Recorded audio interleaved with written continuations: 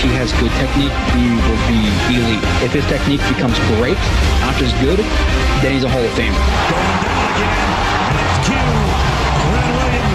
Fighting through contact, fighting through the offensive line, being a double team, multiple moves stacked into one, just a play of pure domination. This is actual film, it's actual football talk. It's a football show, we're supposed to talk football, not storylines.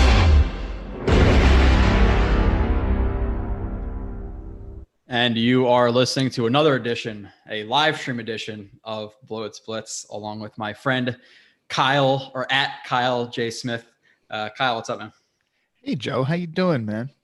Good. I hope everybody enjoyed their 4th of July weekend. I know you as a teacher, and especially that it's summer, you definitely, I'm sure, enjoyed yourself and had some hot dogs and burgers. So I hope everybody else enjoyed themselves.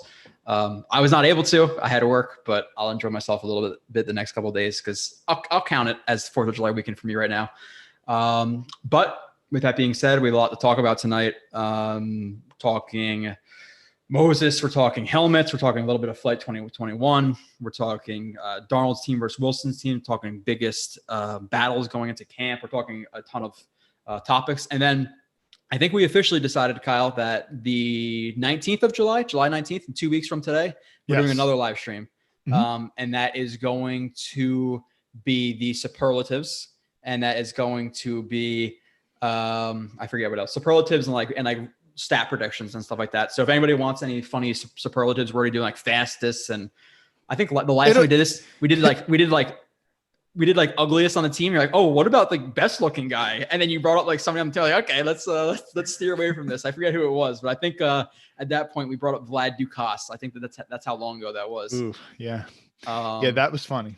Yeah, it'll be more of a lighthearted show, so it should be fun. You know, like people are trying to scrounge for topics to talk about at this point of the year. But when you're like Joe Blewett and you've dug into freaking special teamers film like nobody else is doing, you still have a lot of shit to talk about, which we have tonight. But yeah, 2 weeks from now, I'll probably be a little bit more lighthearted than our past shows have been. So that should be fun though. So still tune in 2 weeks from now.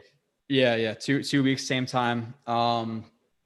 Yeah, I'm so glad like July is pretty much empty for me now because I've already recorded every single review you're gonna watch. But they will sign a corner. It's gonna happen. This is not the end of it. So, and then preseason comes, and then Carolina comes, and then we're at MetLife for week 2. So I'm really excited to hit some of those games. Obviously, Carolina's gonna be, I think that's gonna be like 65-35%.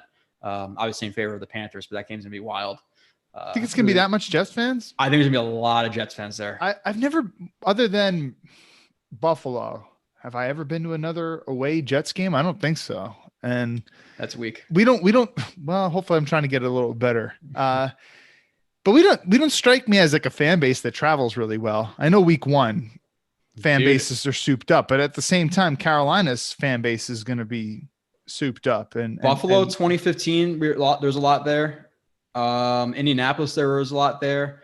Tennessee, not really. But at that point, I think Darnold was injured. It was like Josh McCown playing. So who wants to really watch that? But for some of the games, I would say 50-50. You know, it depends on the game you go to. But I think this year, new coach, new quarterback, new excitement, be a little bit different than Adam Gase, you know, week 1. People might be a little bit more excited. I don't know if I can speak for all Jets fans. Just a tad. That 1% out there who are not as excited as you were with Adam Gase, then you should probably check into some type of medical facility for mental health. What is up, Eagle? What's up, Max? What's up, Brandon? Eccles? Graham. Why did Graham Eagle call me Ryan Fitzpatrick? Did he? Do you look like Ryan Fitzpatrick now? I mean, because we both have a beard. Come on, Ryan. Yeah, that's come on, Eagle. You're better than that. He also changed his logo on his thing. So Kyle J. Smith on Twitter. You can follow him there, the most generic one on Twitter. You can follow me, Joe RB31. Kyle, let's first get into, and we're gonna do this quick. So we did this kind of last time too. Since our last show, you've had a month. I know you've watched a good amount of my reviews and you've done your own work too. All of them. Let's run through some of your quick updated thoughts. Like I said, we're gonna get into that. First, more people will join. They've already heard that a little bit, but we're going to recap that. Then we're going to get to Moses and a bunch of other things. Like I said, we're going to bring up the 2017 Jets roster and see how it compares to what they're surrounding Wilson with. We're going to talk about our wide receiver group versus the league. Both what would you rather have for this year and kind of mix in what would you rather have going forward. I think going forward, the Jets are going to be pretty high on that list.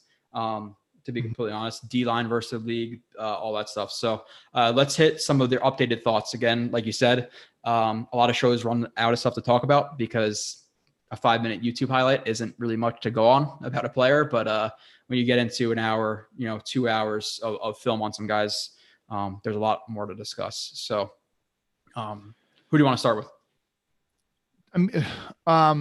Well, just a little quick thought though. I mean, the more I watched and really kind of really just like some of these players for the roles that they fit. So let's start with someone like Vinny Curry, for example, just because that's a really under the radar signing. I don't even know what numbers they gave him. It wasn't anything big. It's not like they signed him on the first couple of weeks or whatever, but he's going to fit a very specific role for this team. And he's going to be so my overall thoughts is just the Jets are going to be really competitive this year.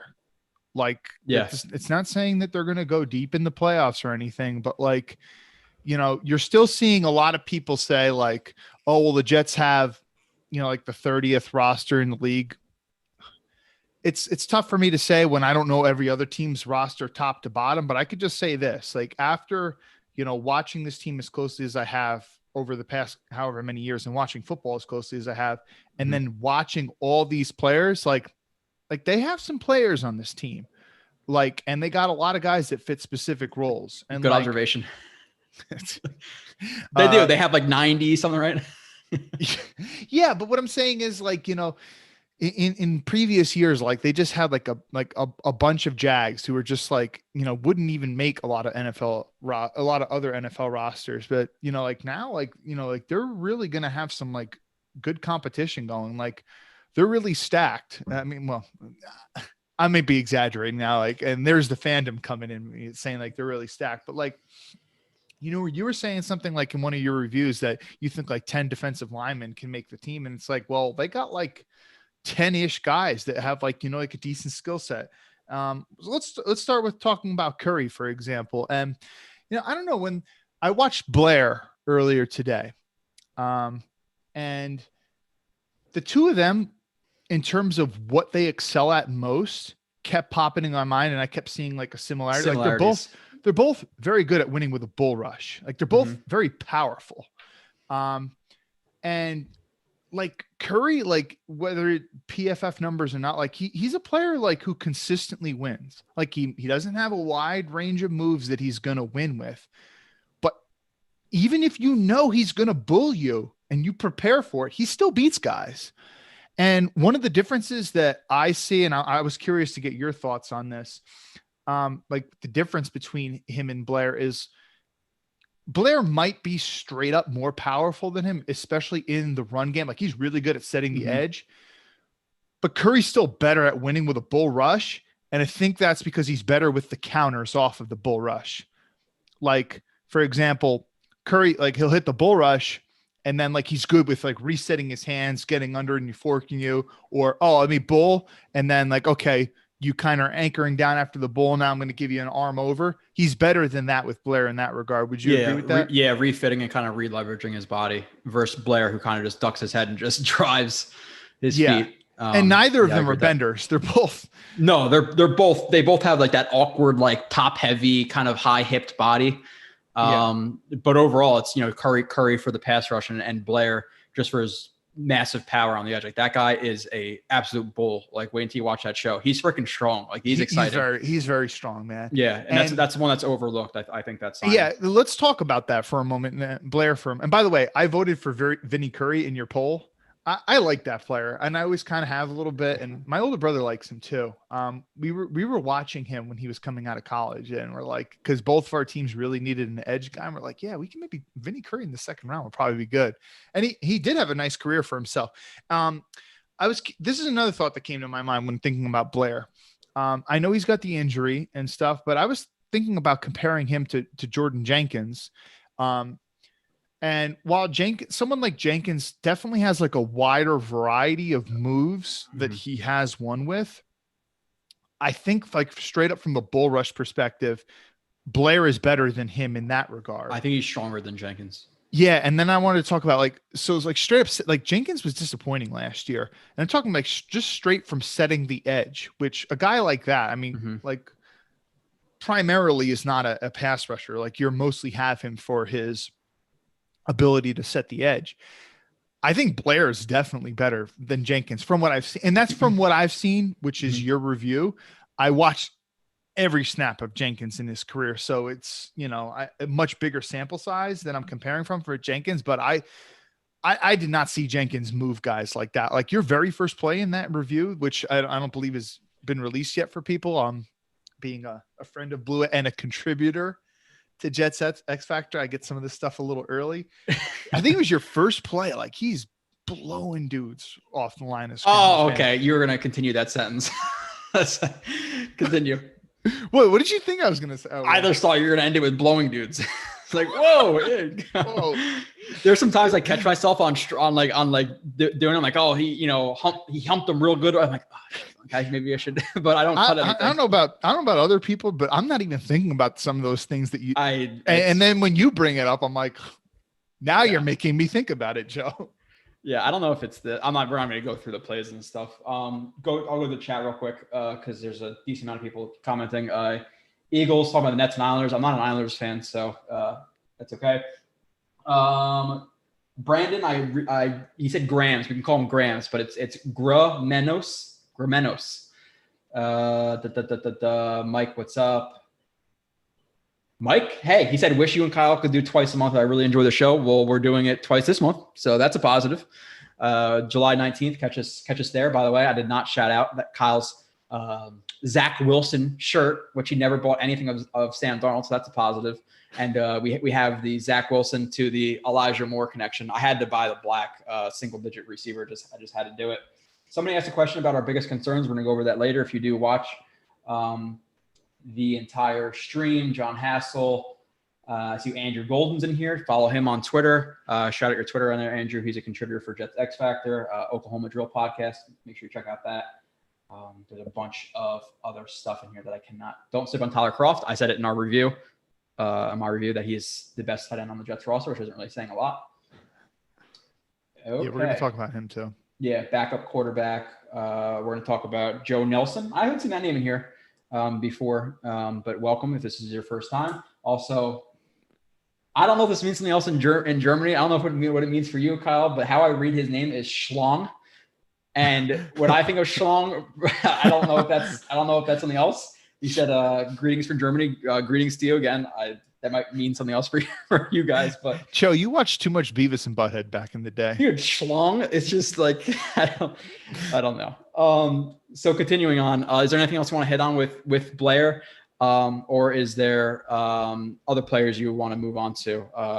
Again, this is just we're not killing these topics. We just want to do updated thoughts because we did hit these guys quite a bit, but in terms of actually watching them, Kyle, the last time we did a stream, to preface it, was kind of saying he didn't really know, didn't want to watch them. And I think we've admitted many times in the past we don't like to give opinions on guys we haven't really watched. So is there anybody else you want to hit on? Well, if we're just talking about Blair for a moment, this is going to sound arrogant, but whatever. Because I'm in no way comparing myself to him in terms of like how good or talented, but like Blair's skill set kind of reminds me of myself as like a player.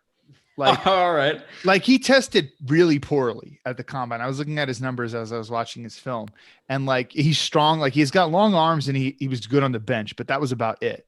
And like, I would test poor. I would run a poor 40. I would do horrible in the 3-cone. I know that for sure.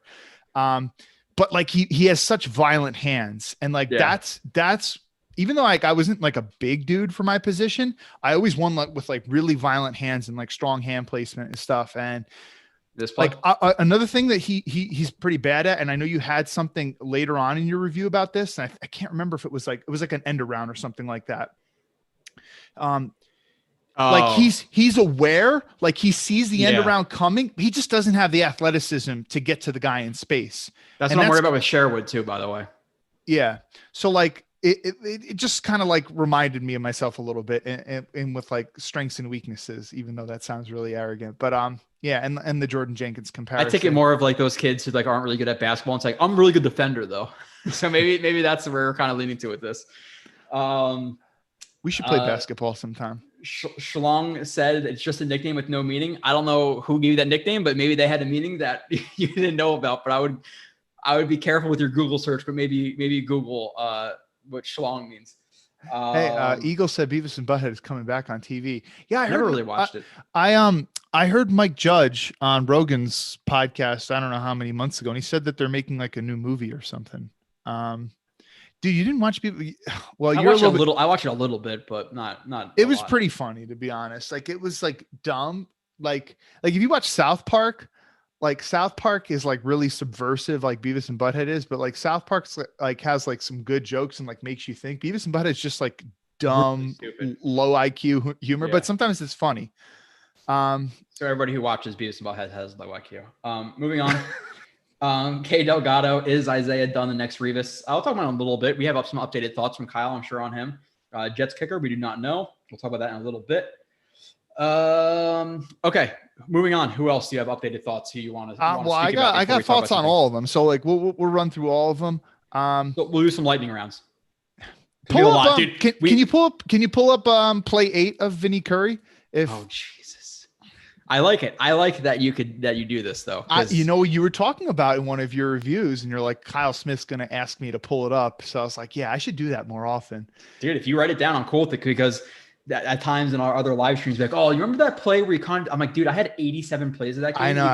You gotta help me out. I was like, that's a good thing that you number them. I was like, because it makes it easier for me to just like, okay, just let me look at the number. Yeah. So like, this is an example of like him like refitting. So like, I saw a lot more of this on his film, like with like in terms of like counters and just like little nuances and stuff, like where Blair just might run in there like as a bat out of hell and like a battering ram. If they anchor down, he's not really going to get that counter up. Exactly. Whereas Curry, and Curry's older. How old is Blair's? 30. Like what? Blair's like what? But I'm just trying to 27, 28. Yeah. So maybe by the time Blair's, his age, he'll start to refine his game a little bit more. But anyway, just talking about that's like one of the differences I see between those two.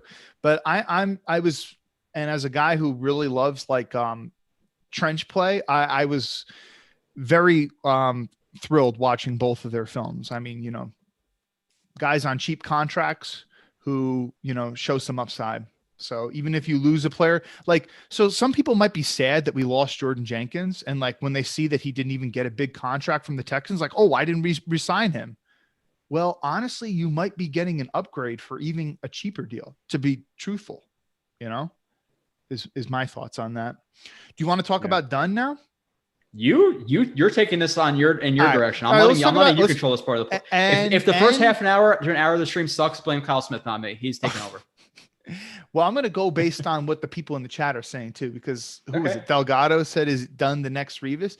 Yes. Dunn was fun, man. And I didn't know jack shit about him. I think I texted you about him before I sent it. I'm like, dude, like based on, and maybe it's because of athleticism. So like they're taking that higher risk with some of the guys who I think are a little bit more athletic, with Eccles and Pinnock and all those guys. If they drafted Dunn before any one of the other corners they drafted, I wouldn't blink an eye. Like, I like Carter, but if they drafted him before Pinnock, before any of those guys, I think he's just as good as a player, and he's cleaner technically than all of those guys. Why didn't he get drafted? I think it's because of the lack of like true elite athleticism, where Eccles has the speed, he has, the burst. Pinnock has that aggression, he has the length, and Carter is more of a slot guy. And I think he's all around player. I think Carter is a little bit better technically than all the other guys. I'm not able to share my screen. Am I? Because I actually was looking at Dunn's measurables like right before we got on the stream. And like, I know it's non-combine numbers, so obviously they're going to be inflated a little bit, but like a 40-yard dash, 4.38, 3 cone. Well, his 3 cone's not that good, but like his 10-yard split, his 20-yard split, all that was like pretty good. I mean, his size 5'11.5. I mean, like, his measurables are not bad. Like his broad jump was pretty good. His vert is, not horrible. Like it's good enough to be drafted. Like I just couldn't understand why a guy who's like a good technician that has at least decent measurables, at least drafted. I was scratching my head over that, and I was wondering if there's some character thing behind the scenes that we don't really know about, or whatever. There definitely could be. You don't know, but with him, I just think it's the maybe the lack of an elite potential ceiling. Can you pull up and play number 9 for him? I wanted to ask you a question about this. This was one play that you were talking about. And you were saying that he lacks a trigger on this play. And I was thinking because you could tell just from watching his film that he's clearly he's not a great athlete. There's no doubt about it. And I was wondering here, do you think it's just is it something? Takes an extra step to burst? So yeah. So is it more of an athleticism thing right here? Or do you think it's more of a mental thing? I think it's a mental thing, and it's not just specifically by this play. It takes him sometimes a second to confirm it, at least based on my eye, because I've seen him explode out of breaks better than he did right there, where he doesn't have to double step on that T-step or quarter step, whatever. T-step. So I there was times where I saw him burst out of that, straight out of it, where it still wasn't great. But then there's a lot of times where he kind of has to confirm that it's not a double move, or he has to look back at the quarterback. So he's a little bit too conservative at times, which is fine in some coverages, but again, I just think with the other corners, they all possess something that could be elite, where I don't feel like Dunn has that. And maybe that's why he did not get drafted. I still would have drafted him. If you draft him over Eccles to me, and again, with Eccles to preface that, we didn't have a ton on him. We watched 2-3 games, or I watched 2-3 games. So it wasn't enough. Yeah. But at the same time, based on any one of the games I watched, I liked Dunn more than I liked Eccles. So anything else on him, or you want to move on to another? Yeah. I just staying with the technician thing. I really credit you more so than literally anybody else. And it's not even close. In terms of assessing defensive back play, I didn't know really jack shit until a couple of years ago, when I started watching your things, and the concept of staying square and opening up too early and things like that. I didn't know a lot about it, and I've learned a lot. And when I watch tape on my own now, I notice it all the time because you point that out so much. And I felt this is so bad. This is something that he's pretty good at. Yeah.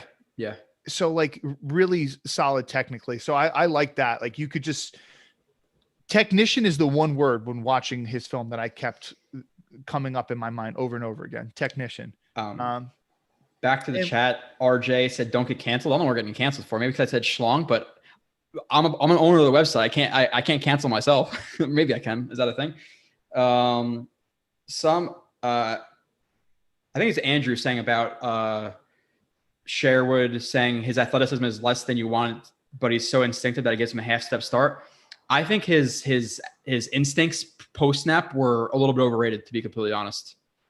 Based on what I watched and what I showed, I think pre snap it's good, but there were some plays he was completely caught out of position for me, where it wasn't something that stood out to me. It's he's really smart post snap, pre snap maybe because he communicates, but there's a lot of times where he was just not involved in a play where he could have been. His trigger too, diving for tackles, his aggressiveness is overrated. The athleticism is overrated. I'm not a huge fan. I'm just not. Somebody else, good looking. I won't be shocked if he doesn't make the team. No, I'd be shocked just based on the linebacker depth or the lack of that they have. But if you're talking about him being only a role player and not really playing a lot, if Nasruddin is healthy, I could see that. I just don't think his athleticism, his ceiling is very high. You need a certain level. I'm just saying, if they cut him, I'm not going to be shocked. You don't need an elite athleticism in the NFL, but you need a certain baseline to be a good player. And I just don't think he meets that baseline. I think just because people saw the position change of safety to linebacker, they assume that he's a good athlete, but Mosley's a better athlete. Cashman's a better athlete. Nasruddin's a better athlete. Davis is by far a better athlete to me. So I just don't see it. I'm not. I think he could be a role player. I just can't see him ever being a truly effective starter. Joe, good looking on the shout out. I've been a fan for a long time. Just one of my first lives in a while. Keep up the great work. Love the show. Appreciate you, Joe. Great name. Did you get the super chat? Oh yeah, super chat. Which joke got tired quicker, the 2 Michael Carters or the UDFA kicker we signed who name might get Bob Wischusen canceled? Yeah, I'm gonna say the 2 Carters because the Nugar, which is actually how his name is pronounced. People stayed away from that because it's a little bit more risky to joke around about. So I'm gonna say Michael Carter. I don't think Eric Allen and Ethan Greenberg were joking about Nugar's name. So Carter is everything you heard. Oh, like every interview with Carter the second, like, oh, well, did you know about Michael Carter the first one? Like, how did you feel? It's like it got so tired, like within probably 35 minutes of them both being drafted. It was pretty brutal. Yeah, I mean, there's just so many human beings on the planet now, too. It's like, oh, some people have the same name. Like, do you know how many Kyle Smiths there are? Like, oh, dude, you have like the most generic name in the world. It's like, wow, big deal. There's Blewetts in Monmouth County by me who own like a recycling company. I get asked all the time. It's like weird. There's a race car driver Blewett. Really? Yeah. Does he race at New Egypt Speedway? Because my dad goes there. Gitmo Bob. I saw you comment on the same thing with Sherwood. Listen, there are picks I like, there are picks I don't like, and JD might have seen something I didn't see in Sherwood, but I don't come on the stream or on any review to lie to people. Like I show what I'm talking about. I don't just say, yeah, I don't see it with Sherwood's athleticism and then just not put up 30 plays. Hey, by the way, Gitmo Bob, that's an appeal to an authority argument, right? Appeal to authority. Yeah, so that's everything the Jets do is correct. They know more than you. I mean, he's got a job making millions of dollars a year. Clearly, he knows. Listen, not everybody's right about everything. So why should we film reviews? You know, that's like when people. Who is that undrafted receiver? I always bring up. Which team?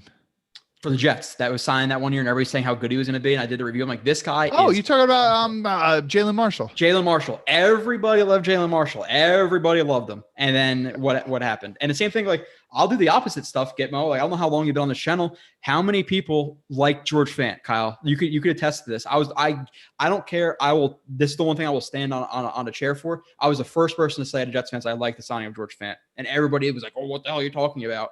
And then we saw why. And I'm not saying he's great, but based on people thought he was going to be absolute garbage, and he wasn't. Oh, someone also said Greg Dortch. That's another one. Jalen Marshall, or was it Greg Dortch? It might have been Dortch. You bring up Jalen Marshall all the time, but you hated Dortch. I think. No, you hated Dortch, bro, and you were right. Yeah, he sucked. Oh, Jalen Marshall was drafted like in the 5th round, right? No, he with the flat top. No, he wasn't drafted either. Jalen Marshall was the Ohio State little short dude who was supposed to be like a punt returner or potentially a slot guy, but he couldn't even catch punts. He couldn't catch, and he showed like 50% effort on like half his plays. And he was like a 4.7 guy. You're like 5'10" and you're running 4.7s. You think you're gonna be good in the NFL? Like what? Oh God, Eagle. The Jets 2 kicker's name is Comedy Gold. If you like edgy comedy, yeah, that's not. I'm not. That's not a live stream type thing. Eagle said, can you guys convince me Fant can play tight end? I don't buy that noise. I think people are saying tight end, like maybe he'll be eligible, like Jumbo Elliott type stuff on the goal line, maybe get 2 passes thrown him all season, but he's not playing tight end. He's going to be an extra tackle, which I think is great. Like I talked about it. I don't know what show that was on specifically. Maybe it was a Morgan Moses thing, but like, I'm fine with bringing Fant as an extra, tackle, because people think like, oh, it might box you in. But I think with the talent the Jets have at receiver, even with their offensive line, if you play action, they're going to jump on play action, especially bringing another tackle. And I'm confident in our receivers getting open in that situation where guys are biting. So it's not an extra tight end. It's just he's an extra tackle who might take 10 snaps as eligible, But no, he's not a tight end.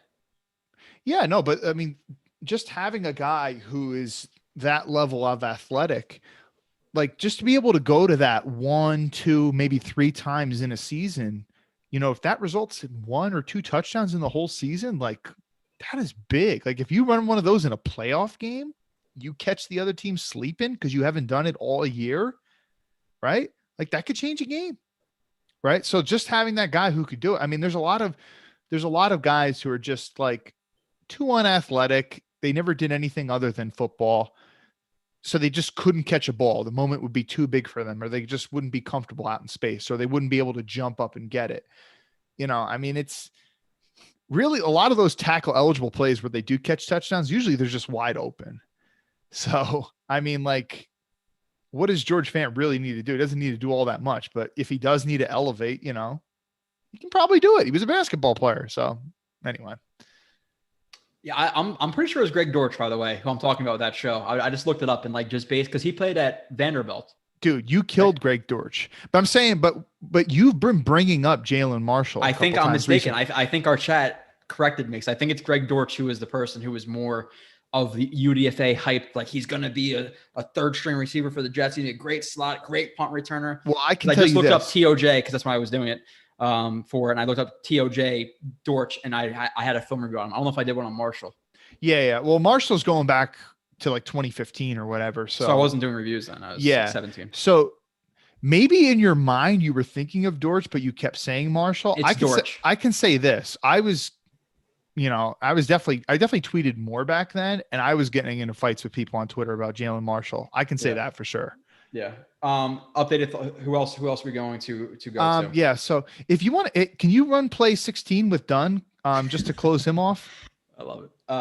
Somebody said Greg Douche. You love it. Yeah. Let me know if you're getting sick of me asking you to do that. No, that's fine, dude. That's completely fine. Again, and we're not like breaking it down. I know a lot of there are undoubtedly people who come to the live stream and don't necessarily watch the film reviews. If you want to watch the breakdowns of all these plays, that's for a different place. It's not what we're doing really here. You should.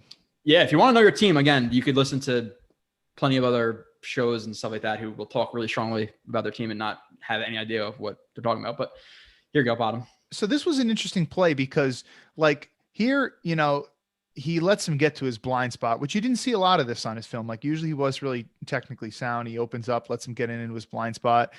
But I like the recovery, and that's why I'm bringing this up. And like it does show a level of athleticism. Not to say that he's like an extreme athlete. I mean, there was a reason why he was undrafted, but I just like the recovery. And then while he's turning, he's in transitioning, he gets his hands on the receiver.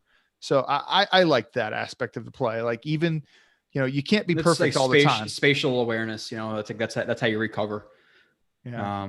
Like obviously doing that, like if he didn't think he can get back over top of that route, you'd like to see him speed turn, but the fact that he knew he can get back on, like spatial awareness, knowing his relationship to the receiver, he is able to make that turn like that to get hands on to kind of crowd the route. So this dude could be a solid starter in the league.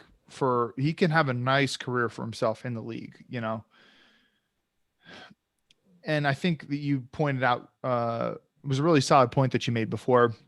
Yeah. When talking about the trigger that he does, and a lot of it can come with film study and just getting a little bit more comfortable, but knowing that he's not the greatest athlete in the world, he will have to pull the trigger a little bit more sometimes. Yeah. I saw some reviews of him too, just like in general, people saying like he had elite speed and elite explosion. I didn't see that. No, yeah, you don't see people that say that. And I was like, nah, I think I trust myself enough. They might just be going by whatever his combine 4.38 at his pro day, and Jamal Adams ran a 4.38 at his pro day or whatever it was, 4.4 flat. Eagles talking about Chris Herndon. He hates Chris Herndon. We'll talk about him in a little bit. So why don't we talk about Yeboah or Croft? Let's talk about Croft and then let's compare Croft and Yeboah. Croft, Yeboah, and Herndon. We could talk some tight ends right now. Eagle is saying he's a big time hater. I am on a relatively similar boat. I just thought that his rookie year was largely overrated. Largely. He had a couple nice catches, but that was about it. Steven said, Joe, I thought I saw you the other day while you were working. It was in Colts Neck. I have a doppelganger. If not, no, I do not. Appreciate the 100 people who are in here. Again, it's a dead time.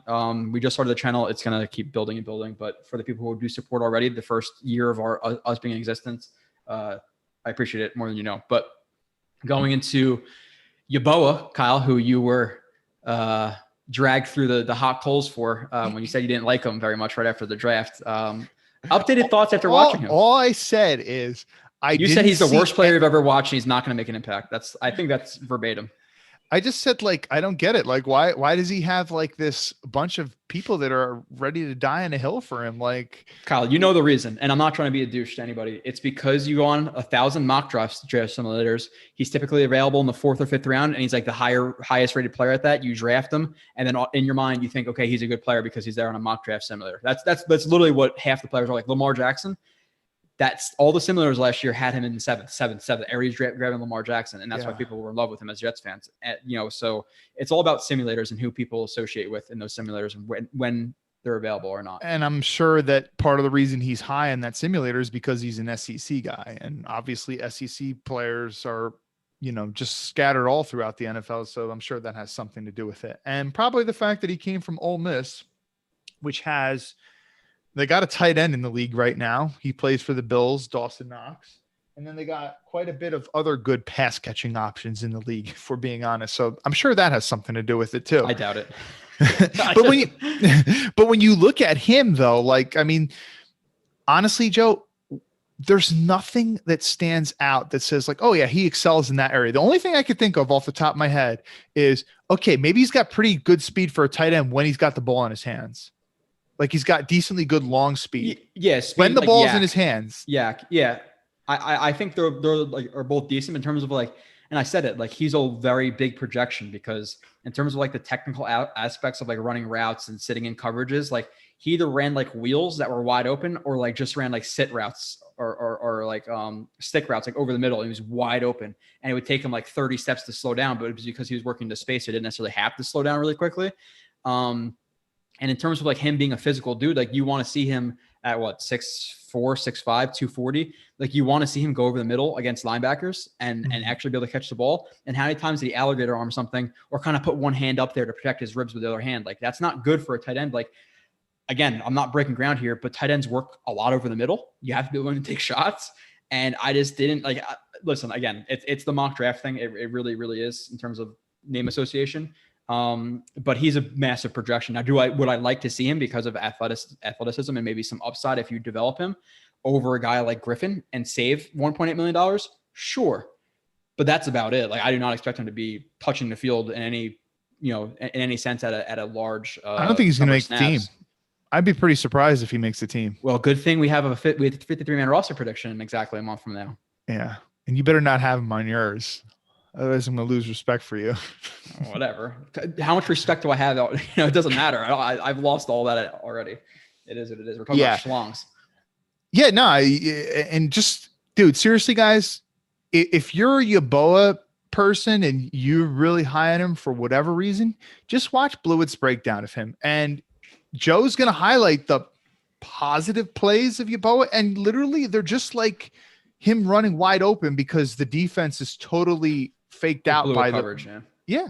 A lot of post wheels at Ole Miss that were blown.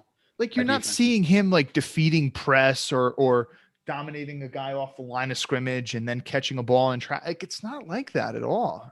And his blocking is not good. I mean, like I don't see any reason for this dude to make the team. Like I point to someone like Wesco. Like Wesco might not be a great receiving option. Overlook. Like they talk about him like he's trash and not make the team and like he's not that good of a blocker. As like a fullback, H-back, like he was good last year. I put up a thread of it. So it's out there. No. Wesco, like he can maul dudes over. There's no doubt about that. Yeboah, you're not going to see any of that. Yeboah, you're just happy like that he can just kind of get in someone's way. Positional leverage versus physical leverage. Yeah. As we discussed. What's up, Vitor? He said Croft will be a solid tight end 1. In my opinion, good blocker, but will surprise some people. Another Jets X Factor guy. Hey, Vitor. Yeah, Croft, I agree with him. And I did, again, another review that's coming out in the future. I don't know when. But if he was healthy, I'm not. Now, is he an ideal tight end 1? No, but if he was healthy and he was a Jets tight end 1, I'd be completely fine with it. Like he's not Kyle Pitts or Kittle or any one of these guys. But do I think he's closer to that, what was it, 2016 Cincinnati Bengals version than the one recently? Yes, like he's not used a lot because he can't be necessarily counted on in terms of injuries. But when he's healthy and he's on the field, I like Croft. Like Croft to me is easily better than all the tight ends they have on the roster. Yeah, I was trying to think in my mind, like, okay, so obviously there are still some people, and Vitor might be one of them. I'm not sure. It was one of the Jets X Factor guys. Great cast there. Great cast. No bias. It was one of the Jets X Factor guys that said, like, I'm still kind of a believer in Herndon, but I was trying to think, like, in terms of Herndon versus Croft, he was shortly thereafter fired. What is one thing that Herndon does better? And the only thing I could think of is maybe athletic catches, like going up and extension. But that's even if he can't even catch the ball, because Herndon had so many just bad concentration drops, and not just concentration drops too, like bad hand placement too drops. Oh my God, dude, he catches balls like this. I try to clap him. It's like such bad technique. And that's like some people were out there and talking about, West Coast, and I get it. And it's really baseline type stuff. Herndon sucked because of Adam Gase. Again, Adam Gase was not catching balls for Herndon. And it was, his confidence is hurt. You're an NFL player. Catch a freaking ball. Like, again, I know Kyle equals Ronald Blair. I'm not even saying that, but some of the balls that Herndon dropped last year, I could catch in the parking lot hammered, with obviously no pressure on me, but I'm not making that leap like Kyle did, but anything else you want to, yeah. So let's just go with blocking for a moment. So if you can go like, maybe plays 2 and 3 that you have with, Croft. Continue. Like, just to give you an idea, fans who might not have watched any Croft film yet, you're going to see that Croft, like, they trust him as a blocker, that they'll put him in as a fullback. And they did that quite frequently. Yeah. Right. And here he's going against a defensive end. This is not perfect technique, but you could see him bridge right here. And this is going against a big defensive end right here. Right. But go to the next one. Go to the very next one. Kidovi? Number 3. Math. Sometimes I was watching these and I wish that I wrote down other ones that were plays that I really like. But right here, he's scooping up two people right here. Yeah, in this block. Yeah, I could bring up the play from the. I'm surprised you didn't bring up the Pats one too. I'm not going to break it down, but again, just to put it in passing while we're talking about it. Is this the play? No, hold on. Let me find it. This might. Nope. Okay, hold on. There it is. Okay. This is a play in terms of like his blocking, like just great. He's a really good blocker. And again, straight line speed, he's faster than Chris Herndon. He's a better athlete than Chris Herndon in terms of like stopping and acceleration, stuff like that.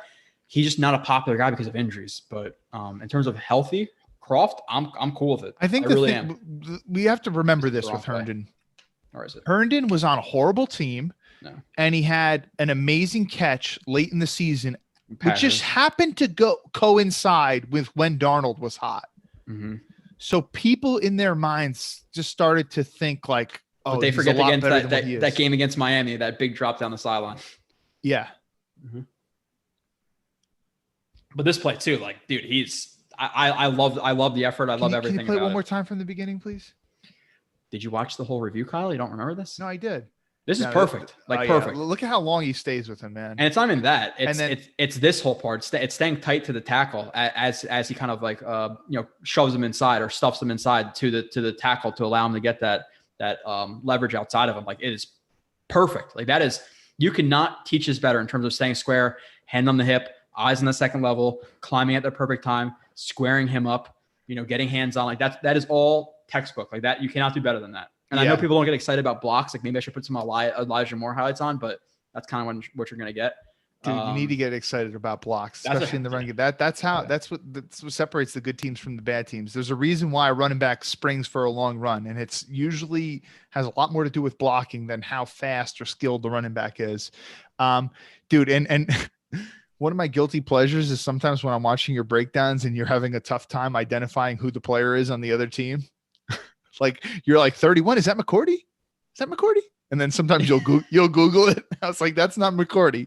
I know. I get tripped. Dude, listen, when you're doing a show for 2 hours and you're talking by yourself, sometimes you get tripped up. But like, there's some plays like I won't remember McCourty, but then there'll be like a random guy number 47 on the Cardinals. I'm like, oh, freaking some 7th string receiver. I don't know. Dude, one of your recent ones, you were like, you were making fun of the Eagles guard because of his big hair. You're like, is that Evan Mathis? Dude, Evan Mathis retired like 10 years ago. I know. Continuing on, Kyle. Who else? We're hitting tight. We did tight ends. We did corners. We did. we're going to get into a lot of stuff. We have to run through this, actually. We're through the first hour. We have 15 more minutes to get through updated thoughts. This always happens. We'll talk about updated thoughts for 3 hours. Oh, shoot. So how quick, like, which players do you want me to go to then? Whoever you have updated thoughts on. Well, a lot of them. I mean, shoot. See, I let you control the show about this segment, and you went to shit. So, all right, let's talk about Joyner, since he's probably going to play a lot. And, you know, I liked it when I saw, and this was like, I think this was a day one signing, if I'm not mistaken. I was like, oh, Joyner. I think if I'm not mistaken, he was a very early second round pick or late first round pick. But I think he was an early second. Sorry, there's somebody in this. I'm sorry to interrupt you. And I do this more than I should. But I saw something funny in the chat because I didn't see it for a minute. And Skip Bellion said Adam Gase caused my radiator to leak. Just in terms of like blaming him on stuff like that doesn't actually have to do with him. That's great. Sorry, continue. That got me. Someone said, "What's up, Mr. Smith?" What's up, whoever that is. If that's a student, I'm not sure. Anyway, so like Joyner, like, so he came from a championship college program, won a national title. He won a lot of games with the Rams when his time with McVay there, played in a Super Bowl, right? So he's done a lot of winning in his career. And sometimes that can like inflate your view of a player. But like when I was watching him, I was like, you know, the 90 PFF grade that some people were trotting out. Well, when he's a true safety, he's graded as a 90 PFF grade. And like, when I was watching him, especially like when he's in single high, I was just like, I don't know, man. You need to see the quarterback throw the ball first. Like I always bring up, like not leveraging yourself over route concepts. Like he needs to see it to break type guy. Dude. One of the things that you would, when you used to do your weekly shows with Marcus Coleman, you guys would always hit upon defensive backs staring at the quarterback. Yeah. And that popped up in his film. There's a time for it, but you can't do it from snap to him throwing the ball. That's not what you do. I don't know if you want to go into plays or anything like that. What was the play of the bad angle? Again, go to play 27. Play 27. And I'm not trying to again, there are places who will hype up every single signing. I like Joyner, but there's a reason he got $3 million.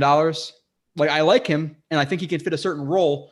But if you think he's going to be a great safety and you think he's a great safety to the Rams, again, because of PFF, how much do they factor in certain things? But a lot of the picks that happened were relatively elementary picks. Like they were expected plays. Like he didn't go above. Like that one, the one pick six that he had, it was against Scott Tolzien. Who's Scott Tolzien? He was just dropping into the flat and he just threw the ball when he was already breaking there. Yeah. The Chiefs play, Patrick a lot of players could have made that pick and was throwing like 60 yards and he just got under it. Like, that pick six, like part of the reason it gets overhyped is because he pirouetted and did a spin midair. God.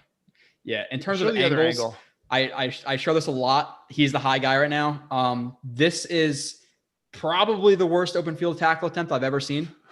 In terms of angles and just knowing where his momentum's taken. Like, hey, he's running an inside, whatever. I can't see it with our faces on it, but like a cross, a slant, whatever this ends up being. His leverage to play that right here is beyond brutal. So I know he had a high, and he was rated again. This is another guy who's rated a good tackler. He's not a guy I want playing single high because of his angles and because of his tackling. He is a bad tackler. It just is what it is. You know? Yeah, he can lay a shot. Like if another one of his players is standing a guy up, he can come in there and lay a hell of a shot. Yeah. But if you're expecting and see, here's the thing. Like, not only do I trust Marcus May in coverage just from like Marcus May's not staring at the quarterback as much. He's a good tackler. Yeah, like and May doesn't always like he can lay the wood, like that's not always his thing or whatever. But like May takes pretty good angles in run support. You do not see that. So like if I'm having my last line of defense and he's the single high safety and he's going to come down in a run fit and take a bad angle, like you're talking that could spring like a 50, 60 yard run. So you got to be, Yeah, he's just, again, and fill a certain role, but if you think you're getting all pro players, everybody you sign, obviously you're mistaken. And I also want to, we have Niesman, we have Pinnock, we have Carter II. We talked about Pinnock a good amount in our last one. So do you want to move on, or do you have any other thoughts? Keelan Cole. We didn't talk about Keelan Cole. I don't know if.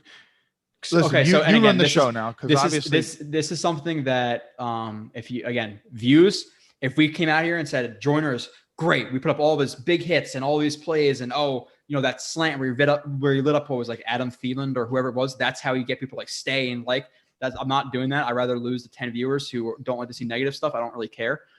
Don't leave, subscribe, but smash the like button. Yeah, but that's not what it is. But now, in terms of being positive, let's round it out back to positive because we kind of shit on Sherwood, we kind of shit on Yeboah, and now Joyner.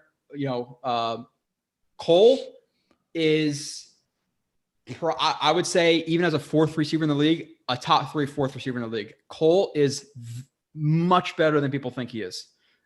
He's a good player. Pull up your favorite play of him. Pull up your favorite play of him. Hold on. I've only done 2,000 plays. I'll just off the top of my head, Kyle. I don't know. Maybe there's one that pops up like. No. Sometimes I'll send a tweet out, and then you'll just to be a hard ass, and you'll tweet back in like 1 minute and like show me a play where it's just like contradicting what I'm saying. Yeah, you said something about what did you say? Marcus May, something about the Chiefs game, like he didn't blow a coverage or whatever. And I put up a play where it was like a terrible blown coverage. You're like, asshole. We talked about that one too. I remember on one of the shows. Yeah, we did. All right. Well, while you're trying to like maybe think of one, so Keelan Cole, like you were saying, like he's a very willing blocker. This isn't technical. I just love this play. Show play 17 when you can from Cole. I really like that one. Mm-hmm. All right, yeah. So Cole, I mean, this is one of the things that like, and he had that one crazy catch against the Patriots. I think he might've been a rookie at the time. He does make some crazy acrobatic catches and has like good, in that sense. You remember who, he reminds me of a little bit, Brandon Lloyd. You remember Brandon Lloyd? Mm-hmm. Brandon Lloyd didn't have a great career, but he would make these crazy catches every now and then. I love this play from Cole right here. Like he's just sealing off the backside guy, and he runs at an angle, and for him to take a guy out like this, all right, he could try to cut him, and that could very well work, but he's going to have to get his whole body in front of him because this guy's a lot bigger than him. Yeah, it's a bad angle to cut somebody too. Yeah. So like this just shows like, this is a nuance. It's not, he doesn't lay a huge shot or anything like that, but it's just, it's savvy and does show a willingness to block. And again, when you want to talk about like, maybe that guy's not going to help him spring a big, 50, 60 yard run down the field. But when you're talking about backside pursuit defenders in zone runs, that can be the difference between losing a couple yards on a run versus, just maybe gaining a couple yards or just getting back to the line of scrimmage. Right. Yeah. No, for sure. I think we've discussed that. But you just need he that sells his leverage. Out routes really well, man. His eyes, and that's what I was talking about. Like, and I did the typical like WFA. I didn't think I could bring up the highlight catch, but like, and I don't want to get into film. I'm not even going to break this down. If you want to learn about foot fires and dead legs and whatever you want to do, that's not what the show is right now. But in terms of his route running in the slot right here, like he's a really good route runner. I would say his secondary releases are better than his releases off the line of scrimmage versus press. But you're not really going to expect him to play on the outside a ton. And even if you are on the outside a ton, just because you're on the outside doesn't necessarily mean you're on the line of scrimmage. That's not how it works. But he's a good player. Like this is a guy I'm really excited about. And I think what will happen is, Crowder's probably gone next year.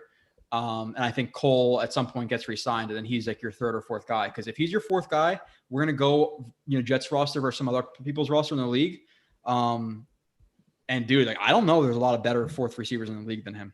Like, he is good. And understand, like, stats, all this stuff, whatever. And if you are just a stat humper, 600, 700 yards, whatever it was, with Jake Luton, Gardner Minshew, a rookie 6th rounder and Mike Glenn throwing the ball. And how many plays in that review, which you guys will see probably be the next review or two that we put out at Jet X Factor, how many plays in that review, Kyle, was he missed for a wide open touchdown? That could have been, if he just made 3 of those, like, let's say 5 or 6 catches I put up, he would have had 800 yards and 8-9 touchdowns, and he probably gets another $1 million or two. Dude, and after watching that review too, like I assumed Minshew was a little bit better than he actually was. Dude, Minshew, there's many times in that review where he was just floating back, no pressure in his face, and throwing off his back foot as a result, and then the ball's not getting there as a result of that.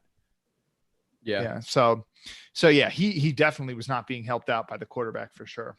Yeah, but this is a player like this is when you're talking about value for a contract, like this is definitely one of the best signings that the Jets had. Yeah. It's definitely one of my favorite signings. And Joyner was initially, and I'm not saying I hate Joyner, but he's more flawed than people think his Rams film was. Do you want to do? Let's. I'm gonna just see the list of players, just so I can do it off the top. I don't want to do it off the top of my head. Do you want to touch on like Nasruddin or Feeney or Pinnock or any of those guys, or Jonathan Marshall before we get? We talked about Nasruddin a decent amount last time, but I definitely didn't comment on Feeney. So let me just I wrote some things down, dude. One thing that popped off, and Rankins, you did a good hour and a half on Feeney. Feeney much better at guard than center, like not even close. Yeah. Like it is a significant. Like if he has to come in at center for us, we're in for some trouble. It's because of his hands. He's not quick. He's not like decisive enough with his hands after he snaps, and he just gets consistently splashed. Yeah, as I put it. So I never played center, and I never had to in high school. And like I remember like when I was playing after I retired from playing like really, really competitive football. And I was playing like flag football, which is like full touch full contact at the line of scrimmage. People ask me like, do you want to play center? Like, cause we need our centers out. I was like, nah, I don't want to play center, man. Like, and that's one of the main reasons. Like, I didn't feel like I could snap the ball and then get my hands in a position to strike quick enough. But yeah, he's not good at that, but, Feeney's a tough dude. And he's a good team guy. Like you're seeing that, like he's doing all this stuff where he's going to the Islanders games and crushing beers on his head. And there is something to be said for that with like building team. Like, who's also a good team guy who we had in our team in recent years? Conor McDermott. Like my brother was telling me like when he was with the Bills, he would always be right next to Josh Allen, like wherever they went, like he always having his back. And there's something to be said for that, but like Conor McDermott sucked, but at least Feeney's, like tough. I think like I said, I think there's a difference between a bad starter and a bad backup. I don't think he's a bad backup. I think he's a decent backup, specifically if he comes in at guard. Center, definitely more concerning, but at the same time, he's not as bad as, Jonathan Harrison and some of these scrubs we've had over the years in some games of Spencer Long. Hit the chat real quick. We have a lot in here. There's one thing I want to say about Feeney that we can move on from him. We'll go to the chat. One thing I noticed that just kept popping up, and a lot of thing about offensive line is you got to know how to time stuff well. And part of that is working with your other offensive linemen. And the fact that Feeney has started so many games, I would definitely believe that this is part of the reason why he excels with something like this. He's, I would say, really good at holding a combo block just long enough before he climbs to the linebackers. Right? He's a good mover. Yeah. Which is good, which is really important in the system. Yeah. Yeah. So, that's one thing he excels at. And so like, listen, even though he's had a lot of bad starts and didn't grade out that well, there's something to be said for all those starts. Like you're taking someone like Feeney and you're comparing him to like some, like in years past with Jets teams, like a player who is a fresh player out of, remember when Nick Mangold went down in 2011 and we had some undrafted center come in? Oh, you remember that guy? And he was getting killed in the Baltimore Ravens game. I think we put up like maybe a touchdown in that game. Yeah. I can't even remember the dude's name. He was horrible, but like, there's a big difference between putting like that level of inexperienced, untalented guy in versus a guy who might not be the most talented in the world, but he's got a lot of experience and Feeney's willing, he's tough. He's just, he's Feeney. Anyway, Vitor said he did a piece on Herndon. Well, I don't know if I saw it, but I guess I'll skip over that because there's a lot to be desired with Herndon. I think he's a guy. I don't think he's as bad where he shouldn't make the roster. Like, I still want to see maybe he could develop into a decent tight end too. Be a rosterable player. But last year he was dreadful. Minus, I think like later in the season he played a little bit well or better. Golden said 2017 Croft had almost 40 catches and 7 touchdowns. Yeah, he was good. He was good with the Bengals. And if we get that with the Jets, that's cool with me. Jamal hands are better than Herndon's hands. Somebody said Bus said Adam Gase is the reason my girlfriend left me. there's a ton of it in here. I'm sorry if I don't get to all the chat. I know there's some other people who rely on the chat for their whole show, but we have topics we have to get to, and we freaking get into the weeds about stupid shit all the time. So not stupid shit, but I was just about to fight you about that. Eagle said topic for you. Talk about Golden Boy Sunshine Trevor L signed his rookie deal today, 4-year, $36.8 million contract that includes $24.1 million guaranteed. Wilson gets that deal? Question mark? He'll get close to it. Yeah, he's a little bit less because he's a second pick, so it's like a little bit less. He can't. He literally can't get the same amount. Yeah. Let's see. Okay, we can talk about this. And by the way, with Feeney, too, just gonna wrap up on that a little bit. I'm not saying he should be a starter. He definitely shouldn't be. But I was more encouraged after watching his film at guard than I was initially when they signed him and saw what everybody was saying about him. I think that's fair. I don't know he moves a little bit better in space than you'd think. Yeah.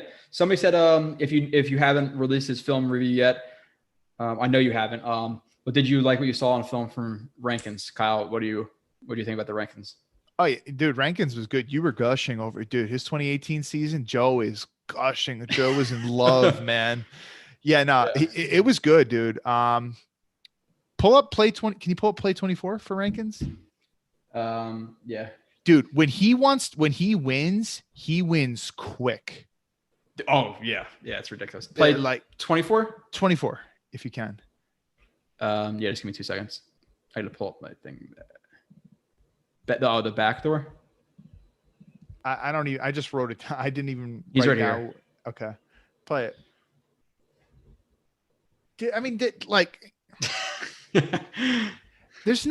you don't see many guys making a play like this. Like, this is just like another level of athleticism that just many guys just don't have. Yeah. And some of those plays earlier too, because it was like really early. Where is it this play? Like some of the plays against the Falcons early and some plays against the Vikings, like he just dominated people in front of him. He's right here at 3 tech. Like just absolutely dominates guys at times. And you have him next to Q, like he's never going to get double teamed. And again, is he necessarily this what he wasn't in 2018, right? 2017, maybe not, because of some of the injuries. But even in 2020, I think something that was a little bit maybe overstated is how bad he was in 19 and 20. He wasn't as bad, and I think in 19 he really just kind of ducked his head and like didn't really have the athleticism he possessed in 2018. But in 2020, I saw it come back a little bit. So I feel like if he does get healthy, like he could still be a really good player. He's right here. I don't know if this is the play I'm talking about. Yeah, like just ridiculously quick wins, like absurdly quick wins. Yeah, I felt bad for Cousins here. Like when I was watching that one. You can't feel that bad for him. I think this is another one right here. He's right here at 0. I think this is the one here completely. Like, dude. Yeah, man. Oh, and he's got a really good spin move too. Absurdly quick spin move for how big he is. And he's not huge. And his hands are really good. Like you're talking about splashing people. He's really good at splashing dudes. Just taking that chest as soon as he sees it. Yeah. When he sees guys' hands drop, he just takes it. Jonathan Marshall. One thing I wrote down when I was watching Rankins, because Rankins is really good with his hands. Marshall's very athletic. He's not good with his hands. He needs to take up Rankins as a mentor. Study him all the time, and Rankins, embrace that mentor role, because that could, lead him to getting future contracts with other teams and stuff if he's known as like a good teammate and stuff. Because when you're talking about Rankins, like they're both not the biggest dudes in the world. Like they're both in the 290s, right? They're not these big, massive dudes, but they're both really athletic. So yeah, there's a similar type of skill set there. Yeah, Verge Tibbs said PFF always giving extra weight to any splash plays like picks. Remember, they rated Darren Lee as their number 1 linebacker earlier in the season. What's up, Frank? Crazy. I've seen you here before. What about Davis as our third safety? I think he's going to be our third safety. Some McDonald said he disrupts the pursuit. Smart move absolutely helps. I'm not sure exactly what that's about. That can't be about Joyner because there's no way. I'm not sure. That's an answer to somebody else. Nemo Ho says, "Damn, I didn't know you was this cute show." I'll take it, Nemo. Moving on. I let Feeney sleep with my girlfriend if that means our offensive line is godlike. I guess it must be a relationship. It's not going to be a long-term thing, but hey, I appreciate the dedication. There's a lot in, okay. Feeney equals McAfee? You talking about John McAfee? Okay, so we have a caller. If he's still on the line, we'll get to this quick. Nope, never mind. He dropped off? Yeah, it's fine. Again, we get to. This was supposed to be like a 15-minute topic that we took to an hour and 4 minutes. So, do you have anybody else you want to hit on? Which is fine, which is a good thing. Is there any else? You know how many reviews you gushed out recently? I was like, oh shit! Like I better be ready to Well, we got a top 25 roster to hit on some of those guys. We have the 53-man roster or top 25 on the roster, which is always a fun show. I would like if you are a dedicated two things. If you're a person who you know you're going to come back for the next show, throw some stupid ass superlatives or like superlatives you want to see. Like we have the strongest, the fastest per square inch, like a bunch of stuff. If you want to see something like who can eat the most meatloaf, like whatever, like throw it in there. And then, or at the end, at the comments, because then I'll read it. Definitely. And then we're going to do a top 25 roster prediction, or not prediction, but like your top 25 players on the roster. Make your own and then see how it compares. That's always a fun show. I always love doing the top 25. That's always a good time. There was a lot of players like who I listed, like who were like 26 through like 35, who was like, they could easily be at 25. Like that 25 spot was a battle for me. Dude, we didn't even talk about some guys like Hardy and stuff. Do you want to save that for like the end of the show or whatever? The Hardy review? Like, well, I could like share some thoughts about him and stuff. Like there's other dudes too. I got updated thoughts on Marshall, but we could save that stuff for the end if you want, or not. McDonald was talking all. about the Cole play. Disrupts the pursuit. Yes. Well, go ahead. Talk on him. Go ahead. Yeah. So, dude, his film was fun, man. I had a good time, dude. He in your review, plays 6 and 7 back to back were amazing plays. Play 6 and 7 of Hardy. Play 6. So, all right. When a special teams dude who's right not bottom. a kicker or a punt returner, like you're talking about like a utility special teams player.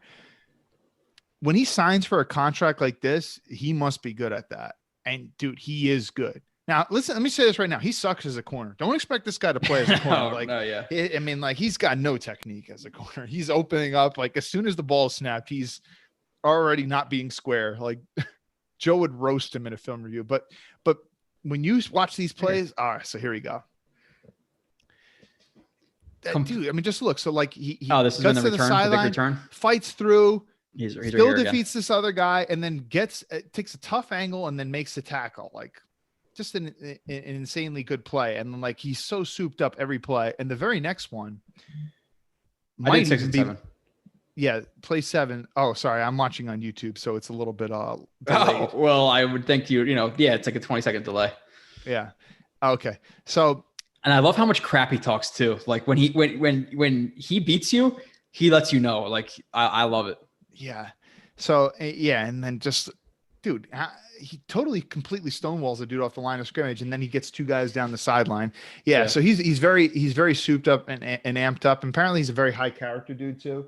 So I'm very high on that signing as well.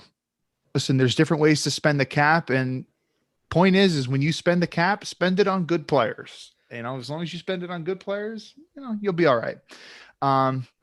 Yeah, sorry about that. Sometimes it's tough to watch the chat and then also be in sync with. Dude, you're telling me. Dude, you're managing all of it. I'm getting texts from Sabo while doing call in studio, while doing the chat, while putting up plays. Yeah, I get it. So all right. While looking up the topics. So is there anybody else you want to hit on? We still got you can. Tevin Coleman. This is what we're going to do. Okay. How many people do you have on your list? We didn't talk about Coleman. We didn't talk about no. Hold on. Where are our drafted guys? I know I have it in my notes. I know I have Jonathan Marshall, Rashid Jr. This is what I'm going to do. Eastman. I'm going to go through these guys. I'm going to give you a 30-second timer. That's all you have. That's it. No, we'll do a minute. How about we just maybe revisit them at the end of the show? Maybe. It's not gonna happen. We could get through the other stuff first. Fine. How about we do that? All right. Next. All right. So what's next? Next is we did updated thoughts. Morgan Moses. Thoughts. Review came out yesterday. It was on 4th of July. Yeah. Go out and watch it. Yeah, watch that one. Is the whole thing available? Or you guys really got to subscribe. You people, if you're really subscribing. Dude, all right, let me just say this to all the people in the chat right now. If you're watching a live stream about the Jets on a Monday at 7:00, that strikes me that you're a pretty passionate Jets fan. And if you're not, and if you really want to know more about your team, you really got to be watching Joe Blewett's film breakdowns. You'll learn a lot. I mean, I like to think I know a pretty good amount about football, but I learn a lot from watching them. Anyway. Appreciate that. Okay. So, what was your question now? I'm sorry. I lost my. I don't know if he's new. I know Frank is not new, but maybe he's newish to some opinions. He said, I love to see what this coaching staff makes of Bless Austin. I don't think he's going to make the team. So we'll see. Dude, Joe manages to talk about Bless Austin pretty much in every review. He's just so bad. He's just so bad. You'll be talking about like a defensive lineman and you could bring up Bless Austin out of the blue. That's how much vitriol you have for him. He's just so bad and so overrated by fans because he makes like one hit and he'll miss the next 4 tackles, but that doesn't matter. So Morgan Moses, what are your thoughts on the film again? So I agree with you in terms of, and I know you'll probably get to this. There's a reason he was signed for a max of $5.3 million. He is good. And I said this in review, go watch it. I think he's more in that 12 to 15 range, maybe 10 to 15 range than he is as a top 6 guy. Like it might've been a little bit of an outlier last year for him. He's above average, but he's not some elite great tackle. Like he's above average. Which is an upgrade, and which is great. But people talk about him like he is a surefire top 10 right tackle in the league. Yeah. Settle down. He's good, just not great. What were your thoughts? Like, there were times when I was really impressed. Like he's a big dude, 6'6", 330. Sometimes you'll watch when they'll do like a pin and pull and he'll get outside and like he moves pretty well in open space for a big dude. Like sometimes like when he gets in on a combo block or a double team, like, you know, because he's big and powerful, he's knocking people over. If he gets his anchor in on you and gets both his hands on, you're done. There's no way you're getting by him. So Joe Douglas is trying to build an identity. Like he's trying to build a big, like when he said a couple of years ago, when he got hired, we're always going to be good in the trenches. Like he meant what he said. He's trying to do it. One thing that bothered me was how much he tried to always shoot his outside arm first. And that was a problem in 20, Kyle. And I said this in the review. I said it specifically, again, subscribe so you probably didn't get it to this point. I said specifically to you, and I just watched 2019 at this point. I said, if he starts to widen with the outside punch instead of open with the outside punch, he'd be more successful. We saw more of him widening with the outside punch with that outside foot in 2020, and he was more successful. But there are like his athleticism is okay, but it's not great. His hands are high and wide sometimes. Like he's not, I would say in terms of like a run blocker, I think he's a little bit overrated in terms of like, oh, he blows up guys because his hands and his leverage, he's always high. I like him. Again, there are people in the chat who probably go crazy, whatever. He's great, but I'm not saying he's bad. I'm just saying top 10. If you had to bet, Kyle, based on watching his film, would you say he's going to be a top 10 right tackle next year? Not PFF. I don't give a shit. No. Top 10? Or would you say he's in that 10 to 15 range? If he was a top 10 right tackle, there's no way he would have got He's not getting $3.6 million with 5.3 as a max. Like you have to be realistic. He's, again, an upgraded tackle, a decent tackle, maybe a solid tackle, but just pump it a little bit. I like the signing.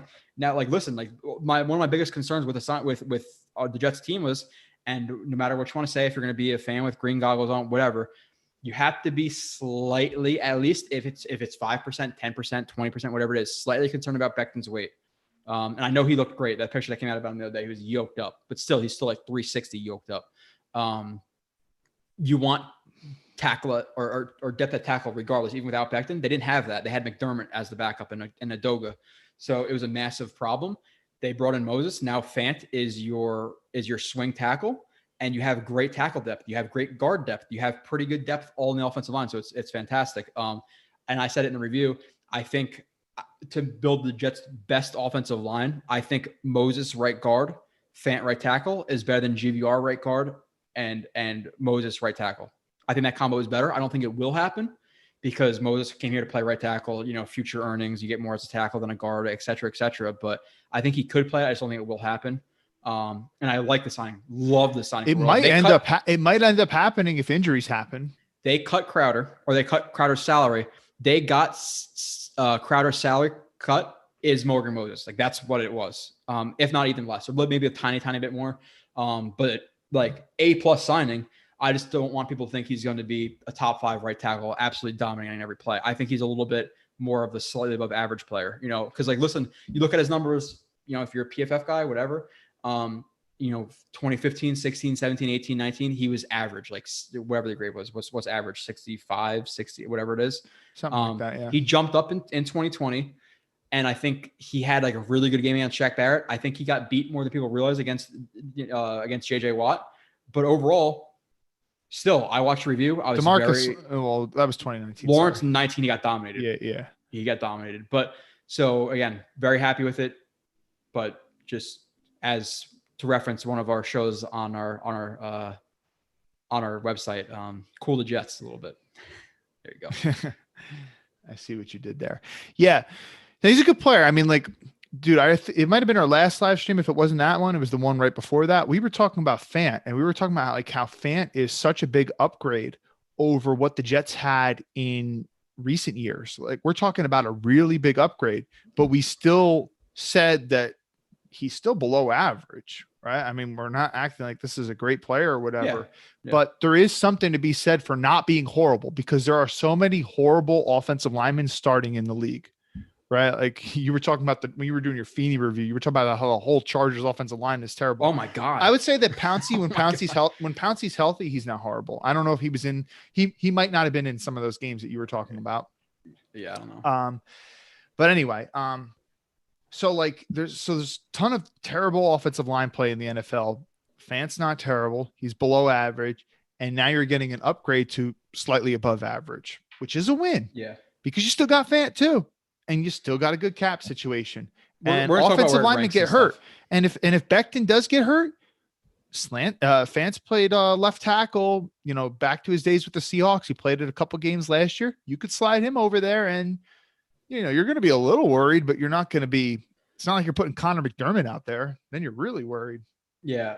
We have a guy, Ken Secondary. He said Jets fans laugh my ass off. I don't think we've been biased in the show at all. I think we've been hammering the Jets players more than we've been praising them. So I guess look at how we were talking about Joyner and stuff, right? Yeah. And we still have 132 viewers. The people in here who don't get offended by that stuff, there are people out there who like see people talk bad about the Jets and will like click off like, oh, can't have that in my life because the Jets have been great over the years.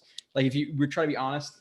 He did talk very highly about Kenny Yeboah, Joe. I mean, yeah, watch the review. It's literally on film. I can't. Well, I guess I could delete it, right? But it's out there. So people talking about. Somebody said. I guess Frank said he thinks he's on the sign a glove train. Who's the glove? I don't. Is that Nelson? Gary Payton? I don't know. I think he's talking about corners because he was a guy in Bus Austin. So Frank, if you really want to depress yourself, I think you can find like this. Go to Twitter if you have Twitter. Type in @JoeRB31 and then type in Austin and then thread and then just watch it or just continue to watch the show because if he plays this year, you'll see me and Marcus Coleman would watch. And again, you don't have to trust me on those shows, whatever. I did it with a guy who played 11 years in the NFL. I think he knows what he's talking about. We were flabbergasted, for lack of a better term, about how bad some of his technique was. Like he's just not it. And then his cousin. I think he's going to make the team. He was a McCagnon draft pick. A preview to my roster prediction, plus Austin is not on the Jets roster because he is that bad to me. Yeah. He was able to stick last year because they just had not good players around him. But all these influx of new Joe Douglas drafted guys with a new head coach, he's out. Eagle Fang, he has to get ready for the Lightning game. He's a Lightning fan. He's from Florida, a Jets fan. He's not to explain to me one day. But I was gonna shout out Eagle because he timestamps our shows during the season, which is fantastic. Wow. He always comments on YouTube channel, like videos, but I'm pretty sure he has a subscription. So I don't know if he comments on YouTube, but also watches the Vimeo. I don't know. To keep moving on, the one question I have about Moses that is really interesting to me. I don't know if you've seen his uncovered body, Kyle. I did. Yeah. So 76. my concern is he wears 76. He has it literally tattooed on his body. You cannot get rid of that. Fant just lost his starting job. He wears 76. Is he going to lose his starting job and give Moses his number? Or what does Moses do about his number? Like, what do you like? Does he wear 70? And dude, didn't is Fant on a 2 or a 3 year deal? I think it's a 3 that's really a 2. Or maybe it's a 2 that's just a 2. But he's got next so year. it could be a 3, right? Potentially. So Fant's technically even under contract longer than Moses is too. So why the hell would he give it up to him? He's making more money than him. I'm making more money. I'm going to give it up. No, he's not. I think, listen, I mean, maybe Moses was 76 all his life, and maybe that number will always mean something to him. It's a 3-year contract with 13 million guaranteed. Okay. 13.7. Yeah. I mean, so like, even if he has it on his back, it's not like he has to feel bad about it or whatever. Like, listen, I was 76. I made my money wearing 76. It's whatever. And maybe Fant's cut next year. Moses signs a contract and he redoes that number. Maybe. Moving on. Unless you want to hit on anything else with Moses, you don't want me. That review was 74. 2 plays. It's like 72 plays. 2 plays. We go over a lot. Let's just say that. Quick before we'll hit these pretty quick. Then we're into Darnold's team versus Wilson and some of the stuff where we have to get to these topics because we're running out of time before we get to the season. Helmets really quickly. I know there's gonna be a lot of opinions in the chat. You've seen the black with a black face mask. You've seen the white with the white face mask. You've seen the throwback Jet logo, which I like the most. Like, do you have an opinion on what uniform you want the Jets to go back to? The helmet, the secondary helmet. I said this before. I don't know if you're a big like aesthetics guy. There's a lot of people who I know who don't play sports. Like, I don't care what they wear. I don't care what numbers they wear. Just win. Scott Mason. A lot of people we're buddies, Scott, so I'm gonna call you out on that. Okay, that's fine. A lot of people like that didn't play sports to me because, like, Kyle, like when you played in sports, like the day you had to pick your jersey number was like an exciting day. Dude, I'll say this. So I don't know about you, how you guys did it at Modern Day. Modern Day prep. Big time high school. Do you mind sharing how much it costs to go to Modern Day? You're talking about Modern Day in Middletown? Isn't that where you went to school? Yeah. I'm sorry. I was looking at the chat. Again, I got distracted. How much did it cost to go there? Dude, I think like 12 a year. Just curious. Anyway, so I don't know. Maybe you guys have really nice jerseys or whatever. Pretty solid jerseys. My sophomore and junior year of high school, like we had like standard jerseys, but like if you wanted to pick your number and you wanted your own name on your jersey, you had to pay for it. And I think it was like $80 per jersey. I loved having my name and number. So I always paid $80 for the home jersey, $80 for the away jersey. That's an easy buy. Yeah, right? Like easy buy. You get to pay. I couldn't understand. Like there were so many people who would go to practice every day, go to all the games, put in all that work, and you can't fork over $80 or $160 to pick your own number. Like, but some people just didn't care that much. So I'm very much into it myself. And dude, my senior year, like we got like we got like stitched jerseys. They were really nice. So I'm big on the reinforced like shoulder area because like it goes over the pads. So like I'm really big into it. Personally, I gotta address this really quickly before I don't know if he's gonna leave the stream, and I don't want him to say it necessarily over the chat. 2 comments. Jason Reeves says Jets X Factor is a channel that makes me decide whether to pay for NFL Sunday ticket to watch the Jets. I will not get an NFL Sunday ticket this year. So you're saying you want to watch all the reviews? Cool with it. Now, with that, somebody in the chat, I don't know if you know where I live, but somebody says I live up the street from Modern Day. I don't think you know how I am 5 minutes from Modern Day. So that's, you don't have to tell me, but I am like very, very, very, very close. Actually, I'll just say it because it doesn't really matter because nobody's going to find my house. I live off of Harmony Road, if you know where that is. You live up the street from Modern Day. If you don't know where Harmony Road is, then there's a problem. But somebody in the chat lives absurdly close to my house. But continue. I'm sorry. I had to see it. I had to address it before he left the chat. Yeah, so I'm definitely big on aesthetics. I agree with you. I really love the single digit numbers on like skill players and stuff. I always love that. But in terms of these specific like I don't really have a strong take, because I'll say this: I hate the throwback Titans uniforms. I think they're really ugly. So I think they're ugly, but like I kind of like them at the same time. I don't know what it is. Because it's like a change up and stuff, and I kind of get that. Like, oh, it's there's something kind of vintage. They had some really good games in them, if we're being honest. You know, I think back to, you know, wasn't one of those games where Brett Favre threw for like 6 touchdowns or whatever? Weren't they wearing the Titans uniforms? I'm so bad with some recall of like some of that stuff. But yes. If I'm not mistaken, I think that was one of them. Cardinals? Yeah, he had 6 Was it Cardinals? passing touchdowns. They put up like 56 points in that game or something like that. Anyway, and also I know people love the 90s Jets uniforms. I'm not huge on them. Like, I don't dislike them. And it's really before I started really watching the team really closely, but I'm just not in love with those either. So I'm happy that they're going to do some kind of alternative this year. And I kind of miss that, but I don't know that I really have a strong take, but I'm curious to hear yours. I want and I know a lot of like the older fans don't necessarily like associate the throwback like Jets logo type stuff, like the plane and all that, like to good uniforms, because like they went through a lot of shit with those. But those are the most aesthetically pleasing to me. So if they can use those as throwbacks, I would absolutely love it. So that's what I want to see. Again, I like the black with the black face mask. I like the white with the white face mask. Like they're all pretty nice. And I think in the future, in 20 years, going back to the jerseys of like, the early 2000s and even, as recently as like 2019 we switched. Those jerseys are really clean, like really clean. They just got old, The white on white is clean. But I hate the white with the pickle pants. I hate the pickle pants. Yeah. I don't know anybody who does, sucked. To be honest. We always sucked wearing white on green. I don't know. Is there one game the Jets played with white on green? I can't think of any. They might have beat in 2016 when they were horrible. I think they beat the 49ers in San Francisco, Colin Kaepernick and Chip Kelly. But I mean, Jason said it's not a negative comment in terms of the Sunday ticket. I am saying it's good and honest content. I just don't want to waste my money on Sunday ticket. Don't waste your money on Sunday ticket. Waste your money here. It's not a waste. That kid said money here. The kid lives on the road I'm off of. So we how do you know he's a kid? You're calling him a kid? That's offensive. He could be 70 years old. I don't know, but I live very close to you. So, the last couple of days was rough. Cause I usually like sleep before work. So I work midnights, dude. My neighborhood is like Baghdad and with fireworks. Like It sounds like Baghdad. Like it is absurd. I thought you meant from a safety perspective. No, it's pretty good. It's a pretty good spot. So that didn't make sense to me when you said it. That's why people, white on white, black on black. Yeah, of course. I'm talking about throwback stuff. All white socks. Yeah. The all white is super, super clean. I like it a lot. Okay. Moving on, talk about the helmets a little bit.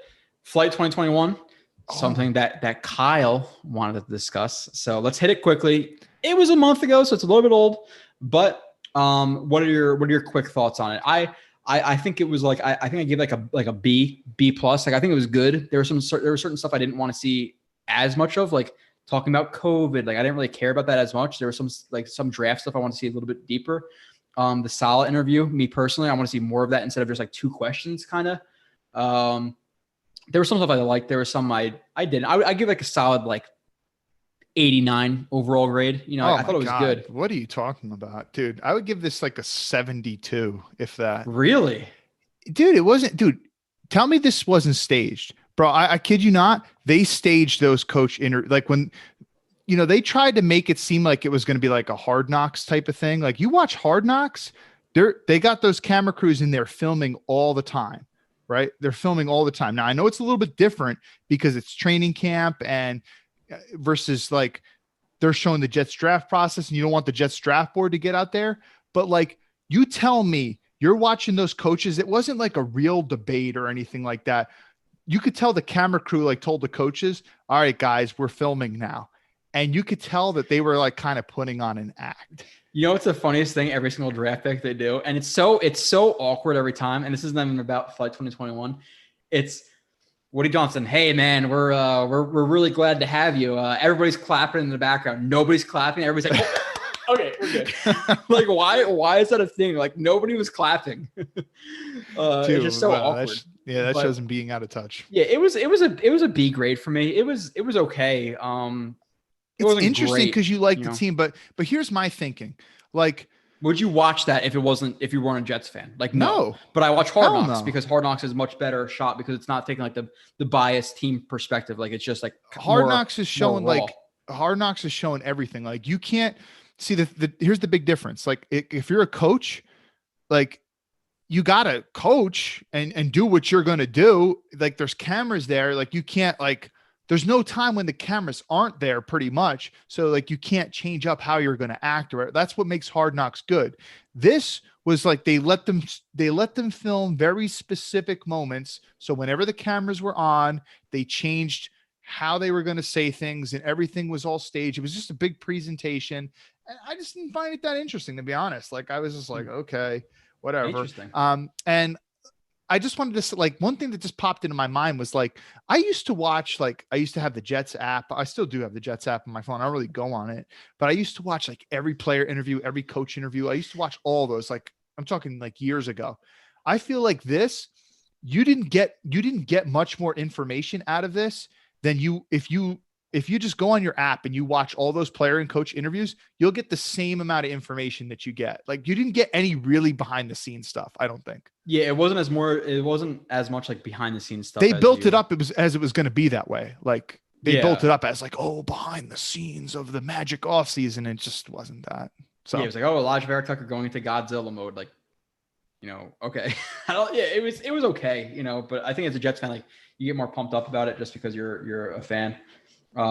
Jets X Factor comment said, best solution is this: instead of Sunday Ticket, which is hundreds of dollars, Jets X Factor is $50, and NFL Game Pass is $50. If you have Jets X Factor, you shouldn't need NFL Game Pass. Like, listen, watch the games, fine, but after that, like, there's so many. How many things on broadcast do you not like, or how many things on film do you not see on broadcast, Kyle? Like, it's absurd. Like, safeties, corners, like all that. You have no idea how they're actually playing. You just see them when they're on the screen, which is why when Bus Austin makes a big hit, people think he's good. You just didn't watch all the plays. He got completely burned. Hey, Steven said he 100% agrees with me. Yep. Well, it was pretty obvious, Steven, thank you for agreeing with me. And Yosh Breed, is it Jets propaganda? Of course it is. Hey, by the way, guys, there's a book called Propaganda. It's a very famous book written by Edward Bernays, who is the founder of modern public relations. Propaganda and public relations go hand in hand. So yes, it is. This is what we're going to do now. We are going to bring up Darnold's team coming into the league versus Wilson's team. I'm going to pull up a roster. Kyle, overall thoughts, like your quick thoughts before I pull it up about the situation overall that Wilson's walking into versus what Darnold walked into. Oh my God, it's unbelievably better. Unbelievably better. You can only, listen, we knew what Bowles was by that point.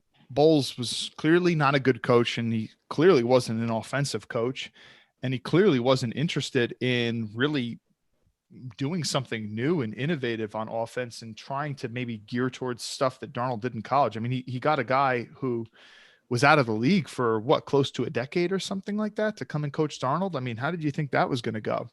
So we have to assume, even though there's relative unknowns in terms of Saleh as a head coach, LaFleur as an offensive coordinator, that the coaching is going to be, I would say, at least decently better. I think that's a fair assumption to make. I know it is an assumption, but I'll go ahead and make it. So there you go right there. In terms of the running back situation, I'll bring it up. I'm going to bring up a Samini article. Oh, okay. Just because it has like all the players like kind of in one, like in grouping. It's the first one I found. Obviously we don't have to talk about quarterbacks really. You could talk about, to me, and this kind of depends on like overall, like moving forward and stuff like that. I would rather have Josh McCown than what they have now, to be completely honest, as the backup quarterback. Like, I want something better. That's a fair point. That's a very fair I would point. give that to Darnold, to be completely honest. Mm-hmm. But now, if like obviously we could go into coaching staff, all of that. Coaching staff, yes. GM, yes. Direction, yes. All that, like much more positive. I think everybody in the chat would all agree with. Now, in terms of the running backs, this is one that I think is pretty interesting. In terms of like for this year versus going forward, I think for just a year, again, people are going to kill me. I think this is much closer than people think it is. I might take Powell and Crowell over what the Jets have now. I like Carter. I do. We didn't talk about Coleman. Very much a Jag at this point. Let's be honest. Josh Adams, a Jag. P. Ryan, a Jag. I think Ty Johnson could be pretty good. And I think that, obviously Carter could be pretty good. I like Carter a lot. But in terms of putting Bilal Powell and Crowell behind the Jets offensive line now with the scheme they have now, I think it's pretty even. It's not like the Jets, like people talk about the Jets running back room like it's so great. Like it's still bottom 10 in the league, in my opinion, overall. So what are your thoughts on that? Yeah, this is a great point. I mean, listen, Bilal Powell, he was tremendously underrated throughout his career. You did a lot to kind of build him up and fight the good fight and kind of give him his credit where it was due. Yeah. But I mean, listen, if we're comparing Powell and what he was for a couple of years with the Jets, and he was a player who kept getting better and better and better as his career went on until, injuries and stuff kind of, did him in. But he never got enough carries. I mean, at this point, Michael Carter's an unproven, and so is Ty Johnson at this point, and a bunch of Jags. So I could definitely see why, someone would pick Powell and again. Crowell. We're trying to be completely unbiased here. And I think for one game right now, if I had to pick Powell or Crowell over Carter, Coleman, all those guys, I would probably pick Powell and Crowell. Crowell, I was not a fan of for a lot of reasons, but he was actually a decent, running back. That big game against the Broncos with 200 something yards. Yeah. Chris Ivory, by the way, is one of my favorite Jets of all time. I love Chris Ivory. He was fun, behind piss poor offensive lines. But Coleman, again, like you watch that, like how bad is he at cutting sometimes, like in short condensed spaces. The big long strides, dude. Yeah. My God. So he's a Jag. He just is.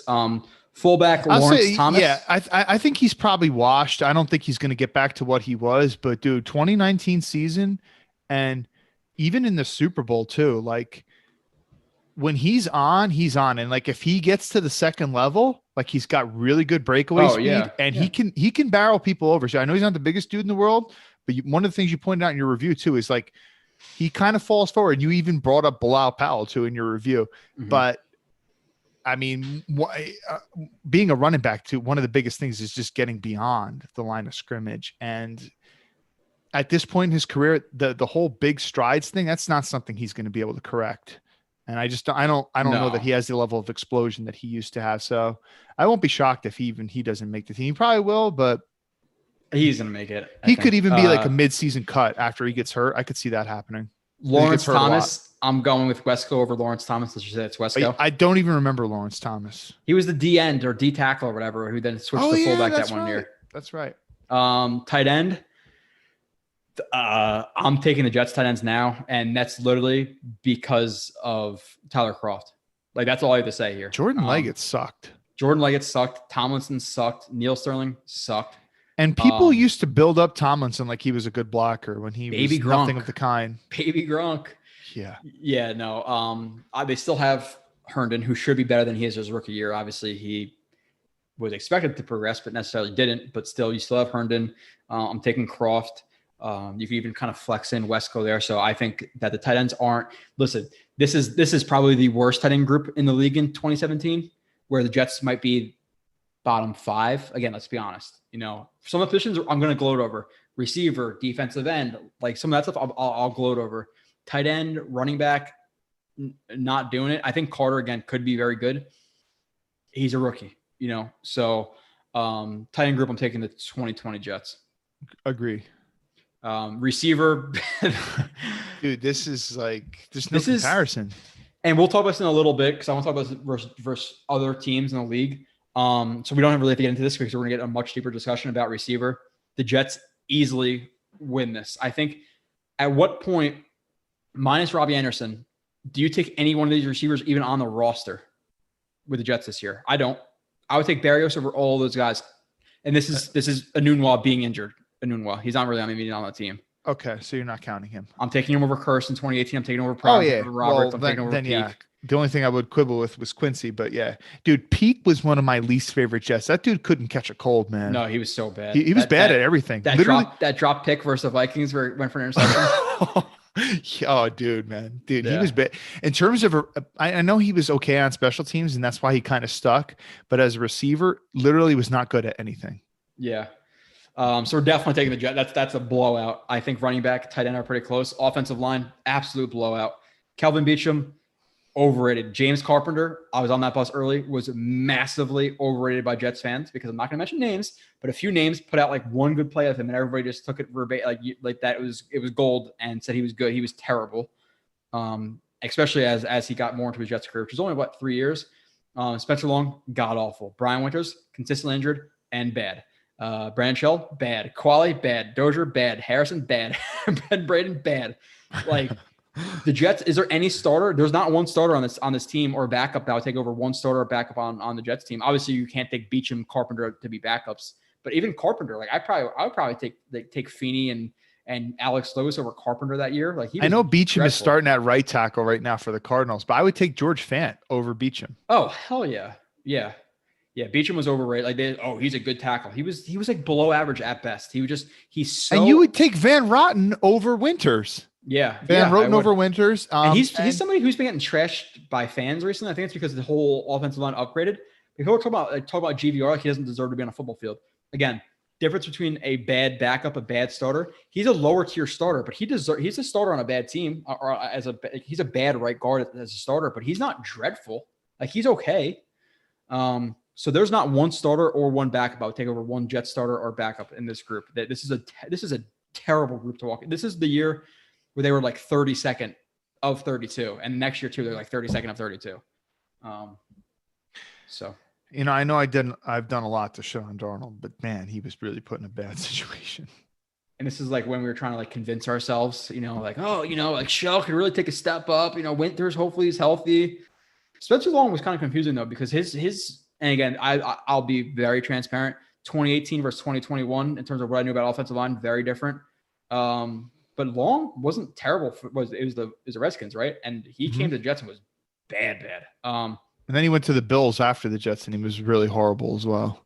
Defensive line, obviously we're taking the Jets now. Steve McClendon is somebody who was massively underrated by fans because it's not a sexy position, but it's not even a comparison. Mike Pennell, I think, was good too. Henry Anderson in this year was actually good. Fado Kasi was a rookie or a second-year player this year? Good. McClendon, good. Like this wasn't a bad defensive line. But the Jets have like a top 3, top 5. The big difference is Carl Lawson. Like you actually have a true edge rusher now. Yeah, well, that and like you add on Rankins. You have even Curry and Blair. Like you don't have those guys here. So we'll get into that too later. So we won't talk about it a ton now. Inside linebacker, the Jets aren't great there in terms of like their second guy. Well, they don't really have a second guy because it's a 4-3. But dude, Avery was really good this year. We're Avery Williamson stands. He was really good, but I'm taking CJ Mosley over Williamson. And then who is the Jets even like backup in it? They have nobody at linebacker right now. I'll tell you what, I'll take him over Darren Lee. Yeah, I'm taking who would it, Blake Cashman, who came and see the field. I'll take him over Darren Lee. Neville Hewitt, whatever. Well, outside linebacker, this is kind of like the end, in this system. Outside linebacker, I think is the most translatable in a 3-4 to a 4-3 defensive end. I'm obviously taking the Jets defensive ends: Blair, Lawson, Curry, Huff, etc. over Jenkins, Josh Martin, Brandon Copeland, and Jeremiah Tachu. Like this is this is so bad. Like some of the Jets. Who did Tachu play for before he came to the Jets? Was it the Chargers? Or the Colts? I think he went to the Chargers, but he played for the Colts before that, or vice versa. I could be wrong. Somebody in the chat will help us out, I'm sure. Which we'll get back to in a second. Eagles usually really good with that. He remembered that center that we couldn't remember his name. Who is Eagle? He's gone. He's watching the Lightning. That's right. We're getting ready to. Safety. I'm taking this Jets team. This is an area along with you take 2018. 2018 Jets. Yeah, no doubt. Obviously, there's nobody close to Jamal Adams on the Jets team now. And Kyle, again, this is a situation where we might see, and I agree with this. Yosh Breed Never got to see the combo of Mosley and Avery. That's something we were both really excited for because we liked Avery a lot. And then, of course, that was the second preseason game. He gets injured versus the Falcons. Mm-hmm. Yeah. Freak brutal. injury. Yeah, freak injury. His own guy. It was that corner who played like absolutely out of control all the time. Of course, was the guy to blow his knee. I don't remember. I forget who it was. Dixon? Brandon Dixon? Maybe. I might be right. Somebody will help us. I felt really bad for Avery when that happened. But Jamal, like people were saying, like, oh, again, take out fan bias, take out everything. If you had one player for one game, is Jamal Adams a better player than Marcus May? Yes, no, there's no doubt. People, because PFF came out with it, whatever. Marcus May was rated 6th. Jamal Adams was 8th. Jamal Adams is a very, very, very, very good player. Not the best coverage guy, but in terms of impact, he's better than Marcus May. And with that being said, you're taking Jamal Adams, Marcus May over the combination the Jets have of Joyner and May, or Joyner and Davis. Maybe the depth is better. The third, I would take Davis or Joyner over Middleton, Brooks, or Wilcox.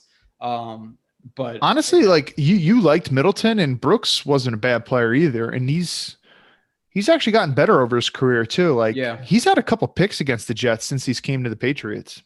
A lot of those picks against Sam Darnold. Corner. God, it is both like bottom of the league. I would say this team, I guess.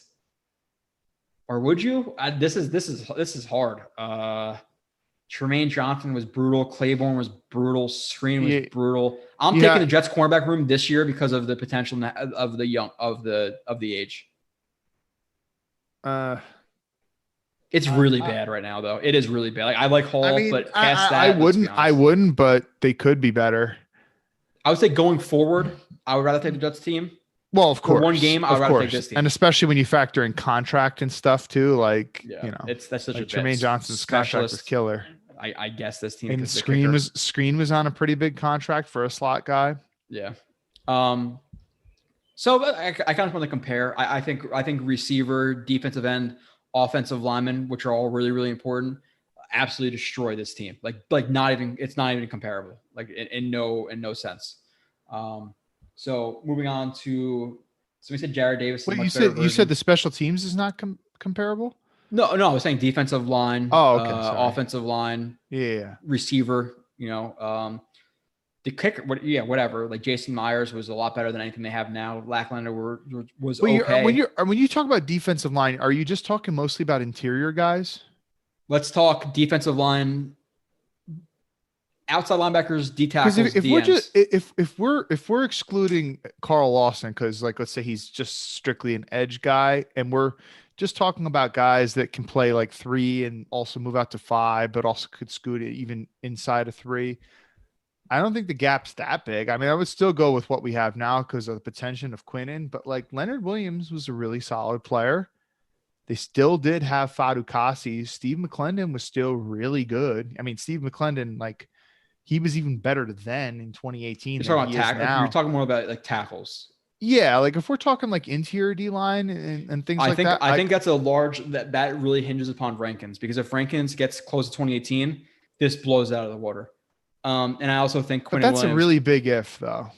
It's a big if, but I'll also I think Quinnen Williams and his ceiling, like what he's most likely going to be, is a lot higher than we ever were on Leonard Williams at any point. Well, it's definitely higher for sure. Yeah, much like Quinnen Williams could be the if you tell me right now would I bank on this? Maybe not necessarily.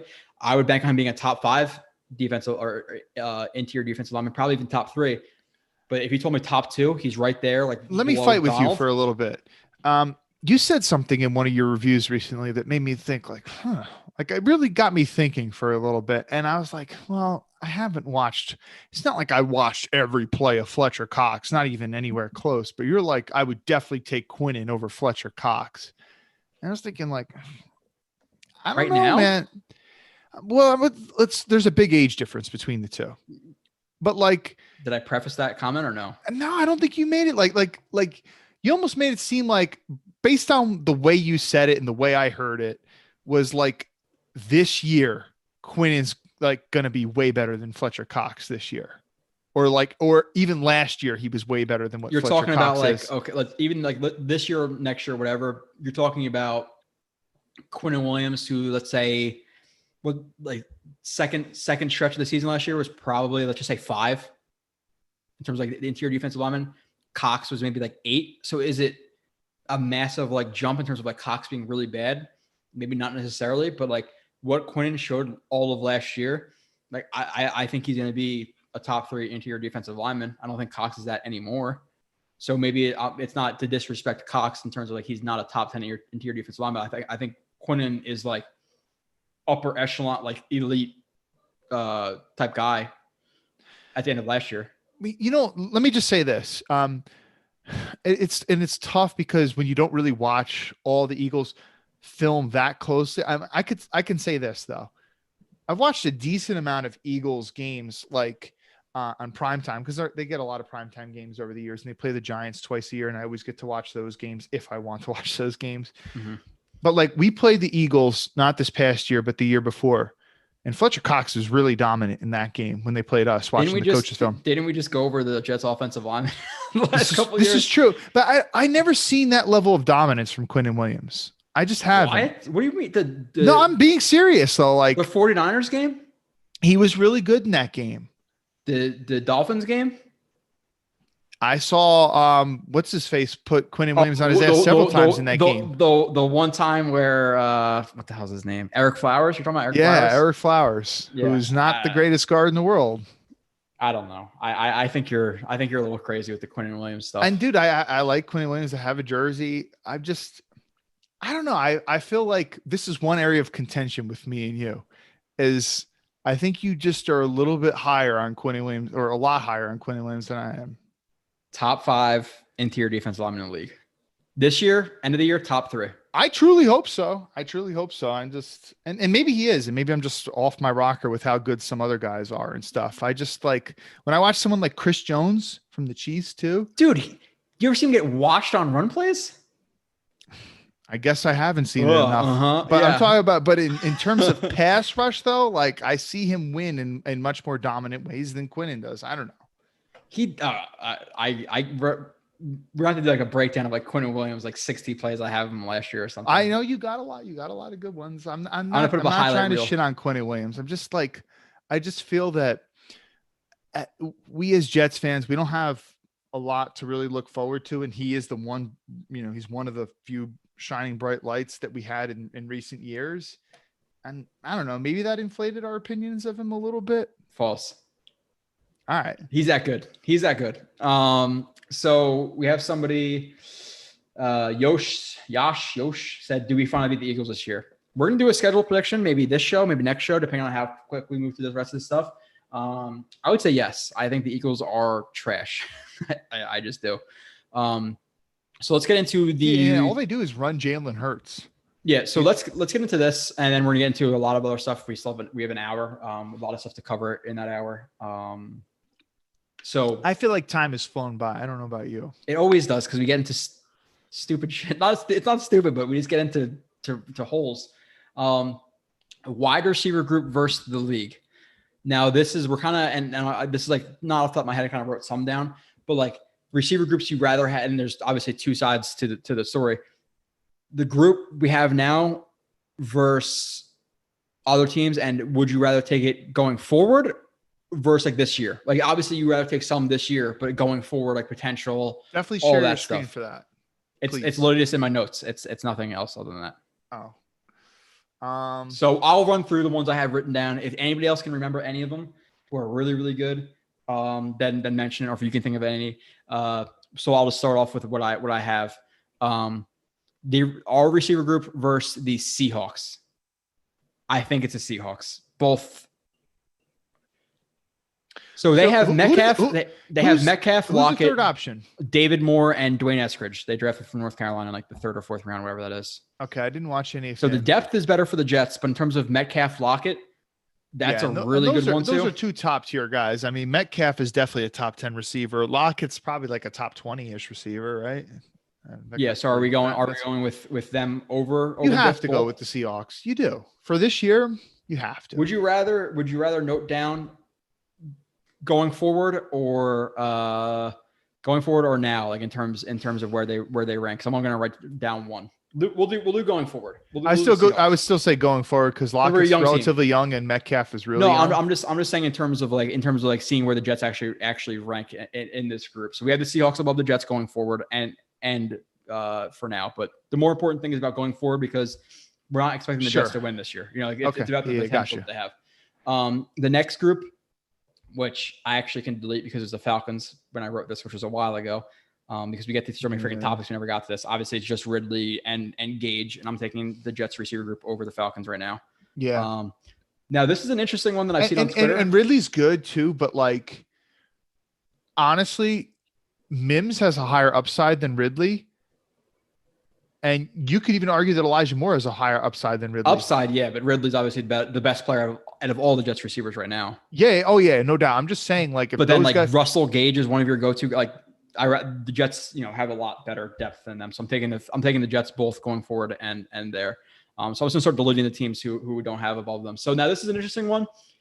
This is the one where I think we're both going to agree on the now versus going forward, the Bills.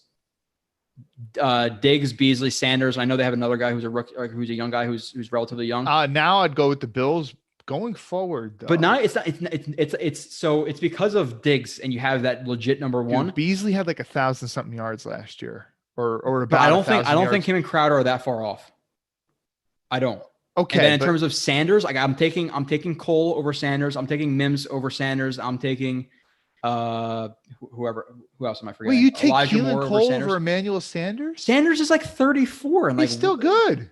He's okay. I don't think he's great. Still pretty good. I mean, I would take Cole to win on the route versus Sanders. Come on. Yeah, I'm doing it. I'm not trying to be biased. I just thought what I watched from Sanders last year with the Saints and stuff like that.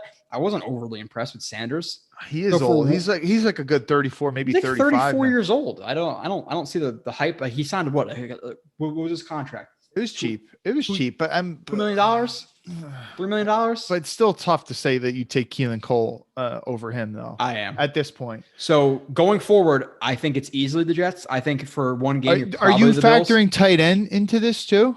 No. We're just receiver group. Okay. Because then the Falcons win because they have Pitts, I would say. But just receiver group. I'm going Bills going forward, but I'm taking the Jets over them. The Bills for now. Jets going forward though over the Bills. Definitely Bills now for sure. Dude, this guy from Central Florida that the Bills got, he's not bad either, bro. He cooked the Jets a couple times last year too. It's like Gabe Davis. Like what the hell is his name? Gabriel Davis. Yeah, he's not bad, Davis? Bro. He's not bad. Honestly, I don't even know that the thing is Beasley's probably on his last legs. I mean, he's got to be. He might retire because like the COVID stuff. Sanders is gone, so it's really Diggs and going forward, like next year might be Diggs and whoever that rookie is. The thing is Diggs is really good though. Like, he's a top 5-10 receiver in the league. But the Jets have a lot more depth than they do. And Manuel Sanders probably won't be back with the Bills next year. I might want to go with the Jets going forward, but I'm taking the Jets. I'm very hesitant on that, and I'm probably being a little bit biased there. And if I had watched more Gabriel Davis, maybe I could have more of a firm answer. But when you have that one top 5 guy who's been a top 5-ish guy for a long time, it's hard to pass up on that. And like I wonder what is it? I don't know what the chat. I don't know what the chat thinks. I haven't seen them really been commenting a lot lately. This is tough for me though.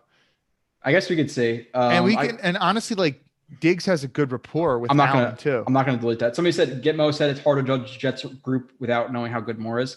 Projection based on what we've watched. 2-hour review of Moore. Like we think what he's going to be. But we also don't know how good Davis is going to be in the new system. We don't know how good Crowder is going to be in a good system, but we're going to discuss it. So, man, this is tough. I'll just go with the Bills going forward too. I don't feel very great about saying it, but I'm just going to say it just because of Diggs, because of Gabriel Davis. Okay, that's fine. Cardinals, Hopkins, Green, Kirk. What the hell's his name? Kirk. Who's Green? Green? AJ Green. Oh, he's like done. So he doesn't even count really. Fitz is no. So this is one where I think this year, dude, listen, like you have number one receivers. If you don't have a lot of guys outside of them and you could cone them, you could bracket them. Like, I think for this year and going forward, I'm taking the Jets over the Cardinals. I like Hopkins a lot, but that doesn't make up for Green and Kirk to me versus and Kirk ain't nothing. Yeah, he's a Jag, and Green is a Jag at this point. So it's Hopkins versus the Jets receiver group pretty much. I'm taking the Jets on both on this one. I would say the Cardinals this year, Jets going forward. Really? I mean, Nuke is still Nuke, man. Yeah, but it's Nuke versus Davis, Crowder, Moore, Cole. But listen, we're saying Kirk is a Jag. Yeah. But like, if you ask a Cardinals fan, they're probably going to say Keelan Cole's a Jag. But we're trying to come from a perspective where we actually watch these guys. I'm not talking about the random guy, the egg on Twitter. I'm trying to be that's like an ass of like saying we're more than that. I'm not necessarily saying that, but I'm trying to make an informed opinion. But see, the thing for me, forget AJ Green for a moment, because AJ Green has always been a guy who could win from the boundary. But Rondell Moore is in there too. The chat reminded me. I appreciate that. Okay, and it's a little bit different, but still going forward, I think it's a blowout. Yeah, I'm gonna go with the Cardinals this year. And the thing with Fitz too is like Fitz is still like he still plays a very Oh, he's not in the team anymore? No, he's a free agent. Oh, really? Okay. He's not signed. Okay, then. So you're going at least going forward. I'll go with. I'm saying the Jets both, but if you want to argue, I'll still go with the Cardinals this year. But going forward, the Jets. I don't. It's just Hopkins, and I honestly I didn't watch Rondell Moore, so I can't. I don't. Okay. I can't really comment on him. We're eliminating them regardless. I'm gonna put the Bills with this above this. By the way, people in the chat that aren't familiar, Joe Blewett likes DeAndre Hopkins, but thinks he's overrated. He wins with strength and aggression. I think he's very good. Not the savviest route runner. I just don't think he's like number one in the league like everybody thinks he is. Yeah, he's definitely not. And I tried telling this. And by the way, I tried telling this to my dad too, because my dad was of that opinion. Yeah, I think he's very good, but again, it's because of the highlight plays, the catches he makes in terms of like a snap by snap basis, getting open. If there's guys physical enough to meet him at the top of the route stem and not get bumped off of him, he doesn't get open. Like, you just got to truck the ball to him and hope he gets it. But in terms of like savvy route running, all that stuff, top five, not number one ever, in my opinion. He's not of that elk of like the Mosses and even like, the Antonio Browns and Calvin Johnsons, Julio Jones. Like, he's not that to me. Even like when Odell was at his peak. No, I'm taking Odell. Odell. Yeah. Okay. So now this one, I think because of the top two guys, it's a pretty easy one with the Bucks, Evans, Godwin, Brown, Miller. I'm saying both going forward just because of Evans and Godwin, even though I know Godwin's like 25, 26 and Evans is like 27. How many years did Godwin, was he just a franchise? He's franchise tag, right? And Barrett got the long-term deal. I'm not. I think they franchised Godwin. I think they franchised him too. Yeah. And they had a lot of big names that were set to hit free agency. The other one they gave a big contract to was the linebacker. I'm forgetting his name at the moment. He's a good player. Are you talking about the Buccaneers? The Buccaneers. Levante David. Yeah. And I think Godwin's playing under the tag this year. So it remains to be seen. Will he be back with the Bucs next year? Well, we're kind of assuming like with the Jets team, like let's just assume, I guess, like for going forward, like Cole is back and Crowder's not. Like one of them's going to be back. True. So that's kind of, but yeah, we'll go with the Bucs because Crowder, like, listen, like if you had to bet, would you say he's going to be back with the Jets this year? Probably, or next year? Probably not. But he's still 28 years old, so like they could, in theory, So, I mean, if they want, if he had like a tremendous, unbelievable season, they could franchise tag him. I mean, it'd be kind of dumb, but. Yeah, I don't know. He's not worth top 5 average. So the next we're taking the Bucs. Okay, so the Bucs are in there. Now Cowboys. This is really Cooper, Gallup, Lamb versus what we have. Cooper's getting up there in age. He's late 20s. Oh, he's young. No, he's like late 20s, right? Is it late 20s? But I'm just saying, like, he was drafted at like 20. Like he was super young. So like, Yeah. I don't think he's old yet. Like let's not call Amari 27. Cooper old. 27. Yeah, he's not old. So he's not. Like that's like Prime. we signed Eric Decker when he was 27. Yeah. Okay. So we have him who's massively overpaid, but regardless, That is true. Gallup, That's who's true. probably not going to be on the team unless they can find a way, and Lamb. I'm going to say probably the Cowboys going forward. I don't know if you'd agree with that. And yeah, I would. Just because of. Yeah. Although, like, I feel like I haven't like really watched Gallup as closely as I should. Like, I remember. I think he's like a really solid like number 2, but like that's like nothing more. Mm-hmm. But again, this is kind of like have I watched every single snap of the Cowboys? No. Have I watched half their snaps? No. But And Lamb's a bit overrated too, but still a good player. Something the Cowboys. Okay. Next, the Rams. Okay. This is interesting. Woods and Cup. Sean Jackson, who's whatever now. Did they draft? Didn't they draft someone recently? Tutu Atwell and Okay. Van Jefferson from last year, but Van Jefferson going over Mims is a joke to me. But that's. And did he do anything last year? I don't think he did. I don't think he did much. I didn't hear his name ever. Yeah. Tutu Atwell is like literally like 5'7", 130 pounds. So going forward, whatever. It's really Woods and Cup to me. First, okay, a little bit of Tutu Atwell, a little bit of Van Jefferson, but it's Woods and Cup's better than what the Jets have going forward. And now, I would say now. This one's interesting. Yeah, this is a hard one because like I feel like Woods and Cup are probably underrated by people, but at the same time, could it be overrated because of the system they play in? Woods is definitely underrated by people. That is for sure. Yeah. Cup. See, the thing about Cup is Cup was a PFF darling since the days he was in college. Like PFF loved him and really hyped him up from the get-go. And I don't know. Cup's always kind of gotten a good spot. Every time I see them in primetime games, they always talk about Cup this, Cup that. I think it's more the product of the system than like any. Like I don't see him like being great. He's a good player, but yeah, he's not great. I mean, and we're talking Jets, upside. Elijah Moore, Mims, they both got way higher upside than him. Yeah, I think I'm taking the Jets going forward over the Rams. No doubt about it. And this year, what about this year though? What would you think? Like one game. Let's say end of 2020, where like Elijah Moore is a little bit more established. It's tough for me to say, like, just because I know what Cup and Woods are, and they're both quality players. It's hard for me to say Jets this year, but I can unquestionably say Jets going forward. No doubt about it. Next, Steelers. I think it's but honestly, I'm not factoring Corey Davis enough in this because I do like Corey Davis is good, player. dude. And Marcus was pretty high on Corey Davis too. Honestly, like Corey Davis, like.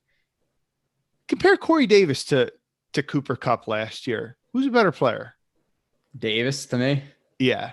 I wouldn't say he's better than Woods, in my opinion, but he's better than. So I'll say Jets this year too. I'm gonna say Jets this year. Okay, I'm pretty comfortable with that. So I have Isaiah McKenzie. I've listed the Bills twice, and the second time I put Isaiah McKenzie in there too, which is a factor. So that's a good point.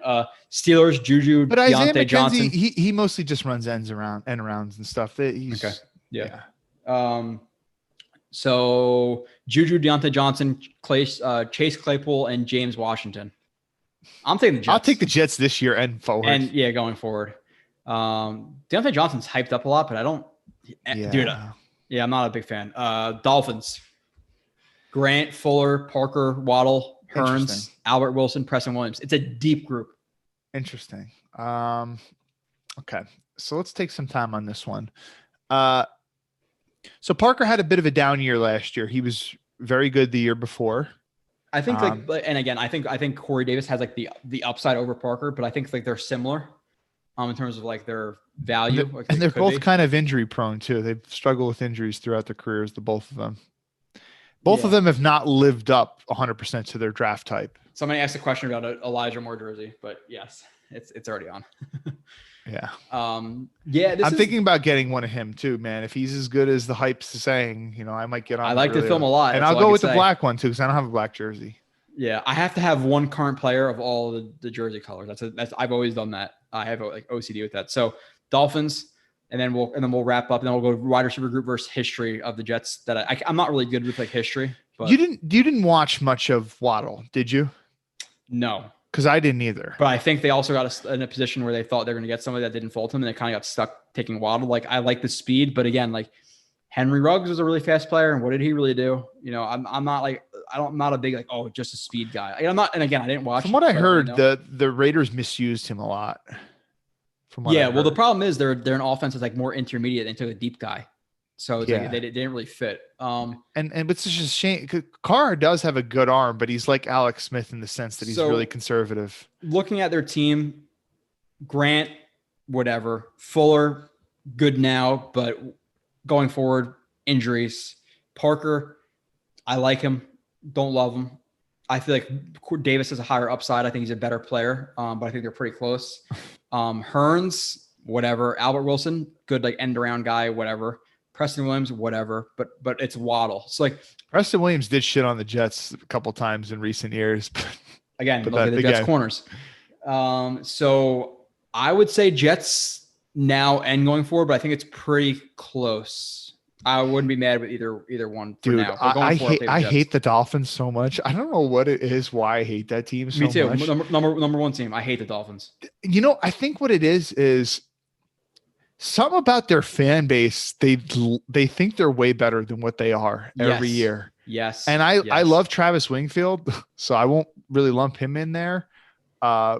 But man, a lot of their fan base is pretty insufferable. They talk trash like they're actually like they've been good forever. Like they had like 1 year they made the playoffs and got like eliminated in the first round. They talk like they're better. They've been better than the Jets for the last decade or 2 decades. I hate Dolphins fans. I hate them. Yeah. More than anything. Imagine if the Dolphins won 7 championships and how they talk shit now and they don't win anything. They're one of the fan bases that annoys me the most, and I hate them for that reason. Yeah, I'll go with the Maybe I'm being biased here too. Jets don't play the Rams. What the hell? We're talking about Jets receiver group versus the league. We're not talking about them versus the teams we're playing this year. I'm gonna say this right now. I'm not gonna be shocked at all. And this sounds a little stupid because I'm not gonna act like I watched a whole lot of Waddle. I won't be shocked if Moore has a better career than him. And you're talking 6th overall pick versus 2nd round pick. Yeah. But I'm not gonna. I'll be like, no surprise to me that he's better. So what's your final? And Corey Davis, I almost feel like Corey Davis is a more consistent player than Parker. Yeah. And I'll take Mims over anyone else. I'm saying Jets and Cole. Jets now and forward. So with that, is there any other teams you can think of off the top of your head? Because right now, based on what we said, we have only the Chiefs, Seahawks, Bills, Chiefs. So we have Tyreek Hill, McCole Hardman. You said, and by the way, in a recent thing, you said Mecole Hardman is a jag on any other team. You think so? I think he's overrated. Yeah, I don't see him as very good. I think he's a situation where Mahomes has a cannon arm and a really creative offense, but like on any other team, like what is McCole Hardman? Remember when he took that end around like the first play of the game for like 70 yards against us last year? Yes. Yeah, I do. And that was when Ashton Davis took a really bad angle. I think that was that play. Yeah. Giants. Yeah, if we're not factoring tight ends, I'd go with the Jets because Kelsey's a big weapon in his own right. But if we're not factoring tight ends, it's Hill, and that's really And Hill, dude. Honestly, Hill, like I would. Part of me wants to argue that like Hill unquestionably is a top 5 receiver in my opinion, and. Yeah. And the reason I say that is like he just does things that no other player in the league really does as consistently as he does. Like I think he's top 5, but I just don't. I literally think they have no. Like I think again, minus them from Andy Reid, minus them from Patrick Mahomes. With Kelsey, I think that a lot of those guys, McCole Hardman and all these guys are just jags. I don't see them as much. Somebody brought up. Yeah, I'll go with Jets now and forward. Somebody said Giants, which is a good point. Galladay, Slayton, Shepard, Tony. I'm taking the Jets now and going forward. I think Galladay is like a slightly upgraded you hate the version. Giants a lot too, right? I hate the Giants. I hate the Giants so much, man. Their fans again. Really, them and the Dolphins. I tell you what, I hate the Dolphins and the Giants more than I hate the Patriots. I know that might sound crazy to people, but Patriots people hate because of their success, and their fans suck sometimes too. But the cheating. We won 10 games in 2015. We're talking shit like we won the Super Bowl. Like, let's be honest. Like, relative to their situation, they deserve to talk shit. Dolphins fans are brutal. Giants fans are brutal.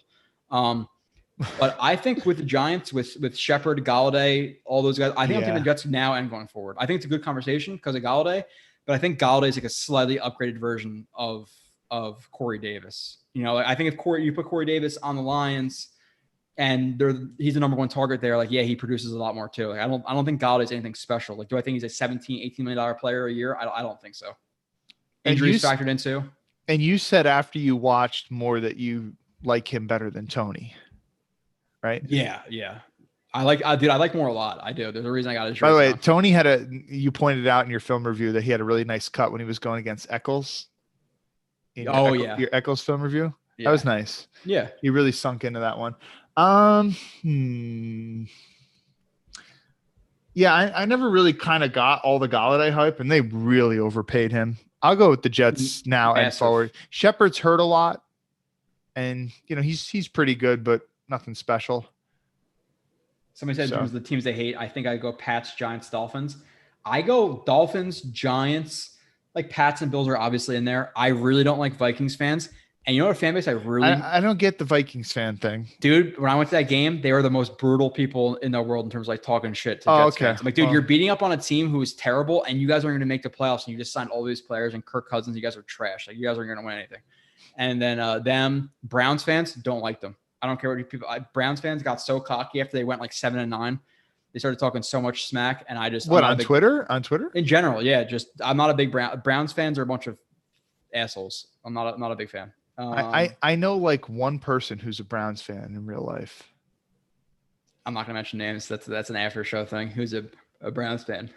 Okay. So moving on. So with that being said, unless nobody else can bring up any other group in the league. We have the Jets number right now is number 5. What about the Vikings? Thielen and Justin Jefferson. Thielen's how old? He's not 30. He's like, what, 27, 28? No. Thielen's like 30. Look it up. I don't know. I don't think he's not 30. Adam Thielen age, 30 years old. Really? Wow. Yeah. So he's one of these guys who got in the league late. Unlike Amari so Cooper, you're really talking Thielen for a couple more years and Jefferson. Who else do they have on their team? Well, Jefferson's still really young. I don't know their other options. I said Jefferson. Definitely the Vikings this year. There's no doubt about it. Because yes, I would agree with that. But going forward, I think it's the Jets. I think this is one where it's like this year easy. Going forward, I think it's easy for the Jets. Yeah. Even though I really like. See, this is where the conversation gets murky because we're also talking, well, we don't know if we're going to have Cole next year. And we don't know if we're going to have Crowder next year. We might not have both of them. Let's assume they have both of them next year. They have one of them. Obviously, there's a very heavy emphasis at receiver. I don't think they're just going to let them all go. To really answer this question well, we'd have to look at the other options on the Vikings roster. And neither of us can think of them off the top of our head. Vikings. Because Thielen could still have like 3 more good years. It's not crazy to think. Mm-hmm. Emir Smith-Marset, Blake Prochell, Whoop Taylor, Chad Beebe. Is he related to Don Beebe? I have no idea. I don't know who he is. And he's a starter. Chad Beebe's a starter right now on their depth chart. And this is ESPN, so you never know. ESPN and Adam said the Niners, dude, Jets. Definitely the Jets. Yeah. Because Samuel and Ayuk are just yak guys. Yeah. Yeah. Debo, like he like caught balls. Like I think he's like, dude, you could put Debo at running back though. 0.5. You put Debo at running back, he trucks dudes, man. I'm taking the Jets now and going. Oh yeah. I'm just saying, like he's impressive with the ball in his hands, but so we're still saying the Jets over the Vikings. We're still saying the Jets now over whoever else just got brought up. I'm gonna say Vikings. I'm gonna say Vikings going forward because of just one player. But Jefferson's you're talking 2 borderline top 10 receivers. Thielen? He's good. I don't know. Yeah. Okay, fine. Let's put the Vikings there. I don't agree with you. Let's ask Sabo. Sabo, what's your opinion on this? Actually, I don't know if I should agree with you though, because you already got the Bills. So you're saying the Bills and no one's saying you have to agree with me. We're giving you one. I'm saying right now, the Jets, whether you want to argue Bills or the Vikings in one of those spots. I want to hear Robbie Sabo's opinion. I don't know if he's Dad is the son of Don. The son of Don. Chad Oh, BB? BB, yep. Okay. And So are you taking the Bills and the Vikings going forward over the Jets wide receiver core? Comparing receiver groups, Bills, Jets, Vikings. Going forward. Robbie, hear me out. Blewett's doing this thing where like he's saying, well, Thielen's 30 and you got to think about going forward. Like he's Going on the forward. end. But That's the then discussion. we're talking about Cole and Crowder might both not be on the team next year. But like he wants the best of both worlds right now. Who's the Vikings' third guy? Is it BB? Garbage. He's nobody. But they got two really good ones at the top. Their top two obviously beats the Jets' top two. I mean, even if Moore is a stud. Well, we were having discussions about this year versus going forward. I said this year, Vikings. Going forward, I'm taking the Jets. Justin Jefferson, I mean, they got him for like 4 more years on a rookie deal. That's a tough one. I think I'm with Joe because of the depth. The third guy in Minnesota, who the hell is it? BB. It's the freaking BB. It's the head on the Jets part. Let me just say this. And too. the Bills is the same thing. It's Diggs with an old Beasley. Mm-hmm. And like I get like Gabe Davis, Isaiah McKenzie, who says an end-around guy, but like that one's even up for discussion for me. Like going forward, like in 2 years, are the Jets, or would you be more comfortable going to a game with the Jets receivers? And let's just assume it's just Cole, Mims, Davis, and Moore over just. I think it's a discussion. I'll just say this. I love the Jets' depth at receiver right now. I really do love it. And I do want to say this too. Number one wide receivers are still extremely valuable. I mean, I'm not trying to discount that at all. But I will say take the value of like a true number one wide receiver versus like 20 years ago is quite different, because nowadays, like, you know, because you're doing more 11 personnel and other types of things where you have more receivers on the field, you're constantly giving the ball to third and fourth string guys as well. So having a lot of depth also does mean something, especially in nowadays game. So yeah, I don't want to discount that from the Jets. It's so tough with the Jets because you know what Corey Davis could do, but he's got to do it. And Elijah Moore, I mean, I don't think people. Joe saw it. You saw it, Kyle. I really do think he's going to be a stud. But again, you're hesitant to say it until it happens. So yeah, that's. But really, we're playing the would you rather like firm versus like you have to. I already know what Justin Jefferson is. Right. He's going to be a stud for a while. I don't know that for sure with Moore. This year, Minnesota long-term Jets. Okay, so we're going to put Jets at 5. Seahawks, Bills, Bucks, Cowboys are above them. Going forward, Jets are 5. All right, say that again. Buffalo, Bucks, Cowboys, Seahawks going forward. We already had this whole discussion. We went through all the guys, but I missed most of it. Seahawks, what do you got? Metcalf, Lockett, and that's really all that matters. We have and then the Bucks obviously have Godwin, Evans, all that matters. Cowboys, Lamb. Is Evans 30? Yeah, he's got to be 30, right? So what? He's still good. He's still good. Yeah, he's still really good. And he's not a guy who necessarily. You got to say Godwin's young. Yeah, you got to say Bucks on both fronts. That's what we said. So I'm putting Jets at 5, which is okay. And they still got Antonio Brown too. You don't sleep on Antonio as like a third or fourth guy. We're not sleeping on him. We put him above the Jets. So Kyle, now thank you, Sabo. I appreciate you. Thanks, Robbie. You decided right. Kyle he's kind of out there. Someone said the Bengals. I don't know who they have other than Chase off the top of my head. Higgins. They have T. Higgins. Yeah. And who was the other guy? How's his name? I'm blanking on the top of my head. Who can help me? Boyd, Higgins, and Jamar Chase. That's a solid group. Boyd is good. Higgins is good. But I think overrated. But Chase sucks because they should have took Sewell. Dude, this was a debate we had last show. What a mistake that was. I'm taking the Jets going forward, but I think Boyd is like good, not great. Higgins. I think he's a little overrated. Yeah, I do too. I didn't like his college film that much. Just like Pittman, I think everybody overrated Michael Pittman too. I was like, not overly happy on it. Browns. I thought Mims was way better in college than Higgins. Me too. Same thing with Van Jefferson. Somebody said the Browns, which is Landry, Odell Beckham, Higgins. Going Rashad forward, Higgins. definitely the Jets. Definitely the Jets.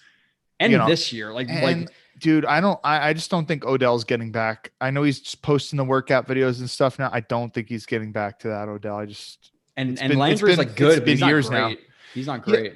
Yeah, Landry's a very specific player. Landry's not beating anybody deep, right? He wins on the short little intermediate routes. He's a good blocker. He's tough with the ball in his hands. He can get yak, but. So I'm going to ask you a question, and then I'm going to run to the boys' room because that happens sometimes on 3-hour streams. Yeah. Wide receiver, and this is a more question for you, and maybe Sabo, because Sabo is good with this. So maybe bring in Sabo for this. The Jets receiver group versus the Jets history, like how does it stack up? At least the last Sabo couple definitely better at least the last couple of years. Like when's the last time you felt this confident in Jets receiver group? Okay. Robbie, go ahead, take it away. Yeah, go ahead. Perfect. You guys talk. It's got to be 2015 because, to be honest, the Jets. I disagree. The Jets receiver group is actually decent in terms of history. Like they're terrible at safety. They're not great at corner other than Revis. A little Aaron Glenn, but receivers decent. O-line's decent. Well, who said they disagree, Joe? Yeah, he said that, but let me quibble with you too in terms of the history, and I think you know it better than me, but now I'm starting to question it. They have one receiver who's even borderline I know Maynard's in the Hall of Fame, but they never even had another guy who even came close, though, right? That played with the team for a long period of time. Wesley Walker, you got Altoon. But they were never anywhere close to being considered for Hall of Fame, though. When I say good, I'm stacking it up across the Jets' history. Yeah. Does that make sense? Yeah, but the Jets are a franchise that has significantly more losses than wins. No, but that's what I mean. Like, is it a good? I get it. Like they've had more holes in other areas. Yeah, is it a good receiver group on a winning franchise historically? No, but in terms of if you're ranking the positions historically, the receiver group's probably in the top 5. I mean, think about like some franchises like the Vikings. Take the Vikings, for example, like Moss, Carter, Thielen, Diggs. Oh my God, Jefferson. I mean, like there's other guys in there too. Huh? Take it position by position. Tight end, no way. They have nothing. Mickey Schuler, Castor, quarterback, okay. Namath, O'Brien. Then your third guy is whoever. Testaverde, Pennington. Running back is pretty solid. Martin, McNeil. Yeah, I'd agree with that. Corner, you got Revis, you got Aaron Glenn, Hasty. How do we get into corner? I said. Well, here's what happened, Joe. Yeah. So I'm taking 2015 for 1 year going forward. Obviously, this team. So Robbie said something like this. Robbie said, well, actually, historically, they're pretty good at receiving. I was like, huh? Comparative to the Jets' history, not NFL. Now they haven't been stacked in years. Like they had. Like they had the years of dude, I'm so bad with like the history of the Jets in terms, even like early 2000s stuff. I was so young, but like they had like Kotry and like Holmes and all those guys. And then Kotry was he on the team with Coles ever? Yeah, they intersected. They entered with Kotry. They intersected, but like they haven't been very good the last 2 decades. Like you can argue like 2015, sure, but like for that year, it's 1 year for that year. But then Marshall got like 600 yards and was always injured. It's like the Jets receiver core versus history. Decker went out week 3 for the rest of the year that year. Okay. Well, not 2015, 2016. Yeah, that's what I'm talking about. Wait, Joe, you said you disagreed with 2015. I know. I was joking. I'm for 1 game, yes, Decker and Marshall, because Marshall broke like every receiving record for the Jets in history. Do I think and Decker was going to be better? Yeah, I do think it's going to be better and it's deeper. But just out of respect, I guess that's the last year you could really point to. Yeah, I agree. Okay. Appreciate it, Sabo. We're gonna move on because that's the topic I should have even talked about a lot. I'm so bad with Jets history sometimes. Now we'll get into another conversation. We're going to make it quick because we have like 45 minutes left. We'll get through it. So defensive line of the Jets versus the league. We'll do it quicker because people don't want to hear about other teams. Obviously some people dropped off, but it is what it is. And it's been 2.5 hours. That happens anyway, usually. Yeah. So Redskins. Okay. Case Young, John Allen, Daron Payne, Montez Sweat. The Redskins. I agree because of Young. Yeah, and mostly, dude. Also, Jonathan Allen is really good. Yeah, he is, and so is Montez Sweat right now. Yeah, Redskins.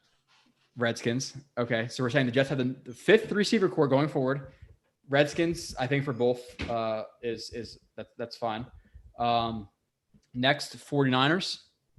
Okay. Armstead, Bosa, D Ford, Javon Kinlaw, who I don't really know what he did last year. I don't think it was much of anything. I don't think it was bad either. I'd go with the Niners. Me too. Yeah.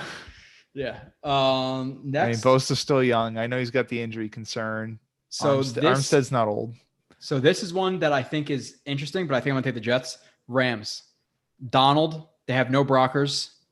They have no Sue. I don't know who else to have that. Sue's with the Bucks. Yeah, Bucks. They don't have Brockers anymore too. I think he signed somewhere else.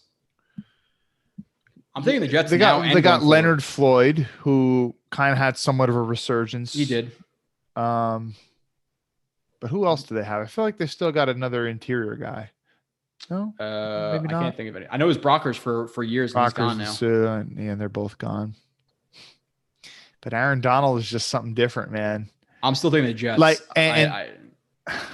But you mean going forward? Maybe even this year.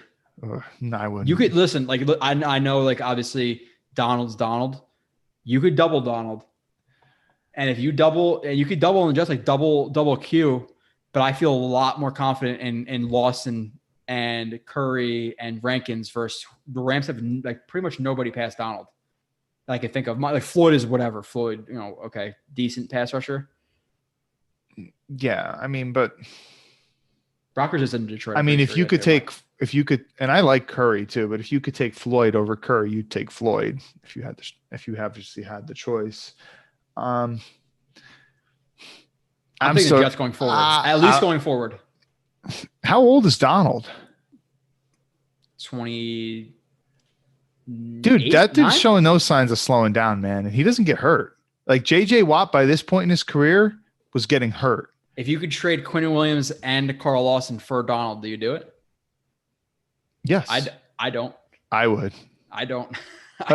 People in the chat, who do you agree with, me or Joe, on that? Would you trade Quinnen and Carl Lawson, who, by the way, Donald's 30 years old.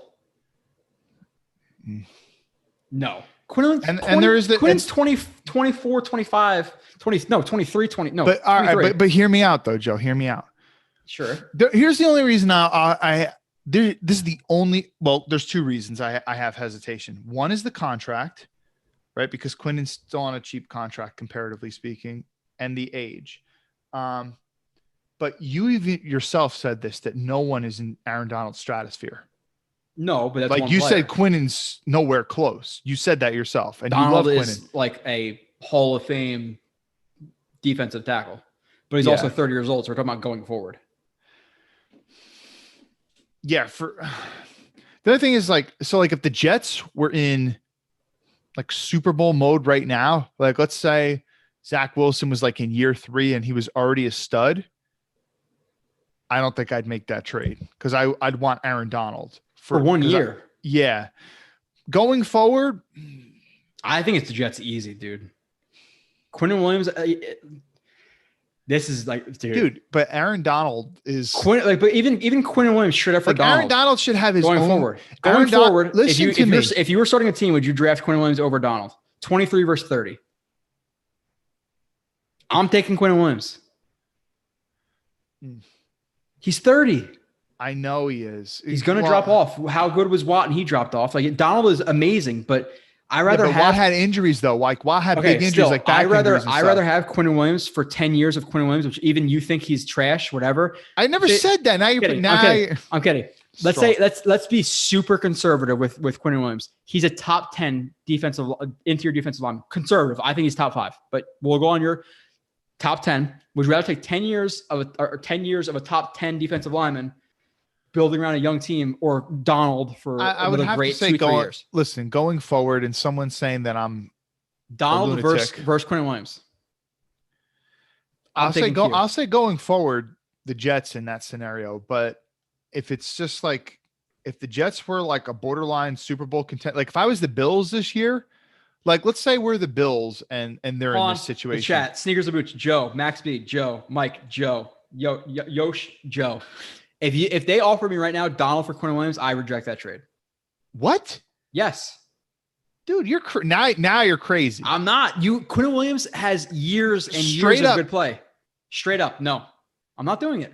For this year, sure. Joe, can the Jets be Super Bowl contenders next year? Next year. As in the 2020 legitimately? Or 2 years from now. Sure, but 2 years from now, you're taking a now we're just talking one player. Now we're not talking Carl Lawson anymore. Okay, so you're taking a 32-year-old Donald versus a 25-year-old Quinn Williams. And you still I don't know. You think Quinnen's going to be better than Aaron Donald in 2 years? Because I don't. I think it'll be a lot closer than it is right now. And then you also have to factor in. But then you also have to factor in 26 versus 33 and 27 versus 34 and 28 versus 35. For me, mine's a more. Well, I know. Listen, I'm saying I'm not just going for next year. You got me to concede going forward, but I'm saying straight up, like right now for like the next 2-3 years, like because you want to maximize Zach Wilson on his rookie contract. Now, Zach Wilson on his rookie contract allows you to afford Aaron Donald on the big ass contract that he's got, right? So if we're talking next year, now we're getting into the weeds. I'm just talking about straight up, like just player versus player, Which I get the whole argument. I don't see. Listen, I'll say this straight up. I don't see Quinnen ever getting to that level of dominance that Donald has had. I don't think you're going out on a crazy branch right there. You're talking about a Hall of Fame defensive tackle who is probably one of the best. Probably he's going to get his own room in the Hall of Fame. He should. Him and Watt are the best 2 defensive tackles or defensive linemen we've seen in the last 2 decades since the 2000s. Yes, but he's 30, and Quinn Williams I think is going to be a top 5 guy, and he's 23 years old. There's a lot to be optimistic with Quinnen. We can move on. Listen, I agreed with you. I said going forward, I would take the Jets. That's at least put it in the chat. You don't have to go back on this. If you could trade up Donald for Quinn Williams right now, would you do it? Just in the chat. Okay. Or here. Go ahead. Lawson and Q, no, because they need an edge. No, that's easy. We're talking about Quinn and for Donald straight up. Here's where it comes down to. I love the salary angle. I love the youth. The salary is a huge deal. The youth is a huge deal, but Quinnen hasn't proved yet he's a machine. Exactly. Exactly. And Robbie, hear me out. Because I'm getting through somewhere to you. It's about winning Super Bowls. How many times have we seen in recent years Carson Wentz on his rookie deal, Russell Wilson on his rookie deal? Teams make a push when they got their guy in their rookie contract for a Super Bowl. In Mahomes on his rookie deal, in an ideal world, if Zach Wilson, Joe, gets to where we think he can be, the Jets should be thinking about, they should obviously think about the long-term picture too, but the short-term picture, you can make some I get it. Risky so moves. If we're talking about long-term in terms of Zach Wilson's next 4 years of his contract, then sure, but I'm talking about long-term, like 10 years. I'm talking about player versus player. I'm not talking about anything with contracts. 10 years, 10 years, it'd be a little hard in that scenario. But you also have to think. So we have to preface the argument by if we're going for just a Super Bowl angle of Zach Wilson's rookie contract, then yes, I'd rather take Aaron Donald for the next 3 or 4 years versus Quinn Williams. But I'm talking about Quinn Williams when he's 30 years old versus Donald when he's now at 39. I get your point. I'm with you on that. I'm with you on that. It's just.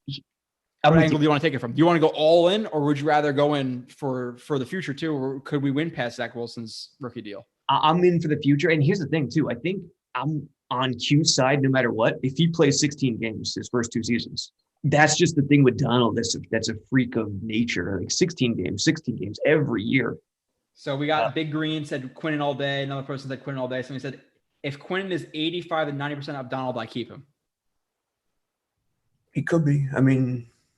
I'm going Q. If you, like I said, for the future, for everything. Again, if the I argument is just okay, we're going balls to the wall for a Super Bowl. I got a question. Fine, I get it, but straight up, I'm taking Q. Okay. Question, and I know we got really off on this tangent, but I think it was good. Yes.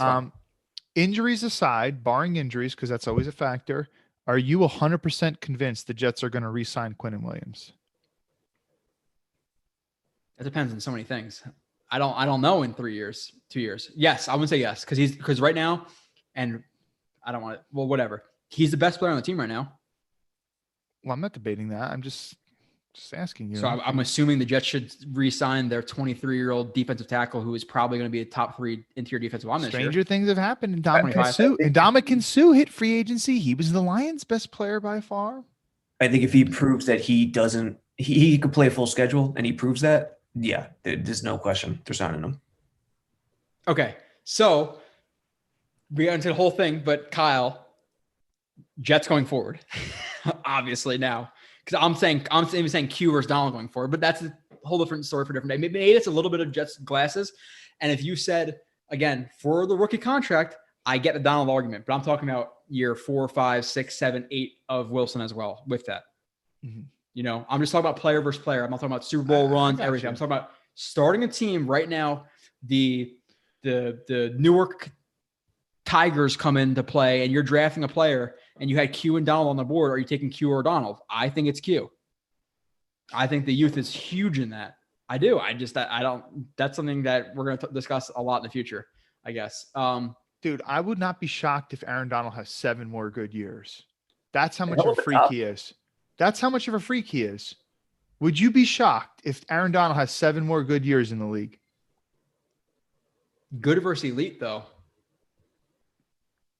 Even if maybe he's not elite as he used to be, but he still might be better than Quinnen. I don't know. Everybody meets Father Time minus Tom. I agree with that. It just happens. Like, I can't just bank on because he's a freak athlete.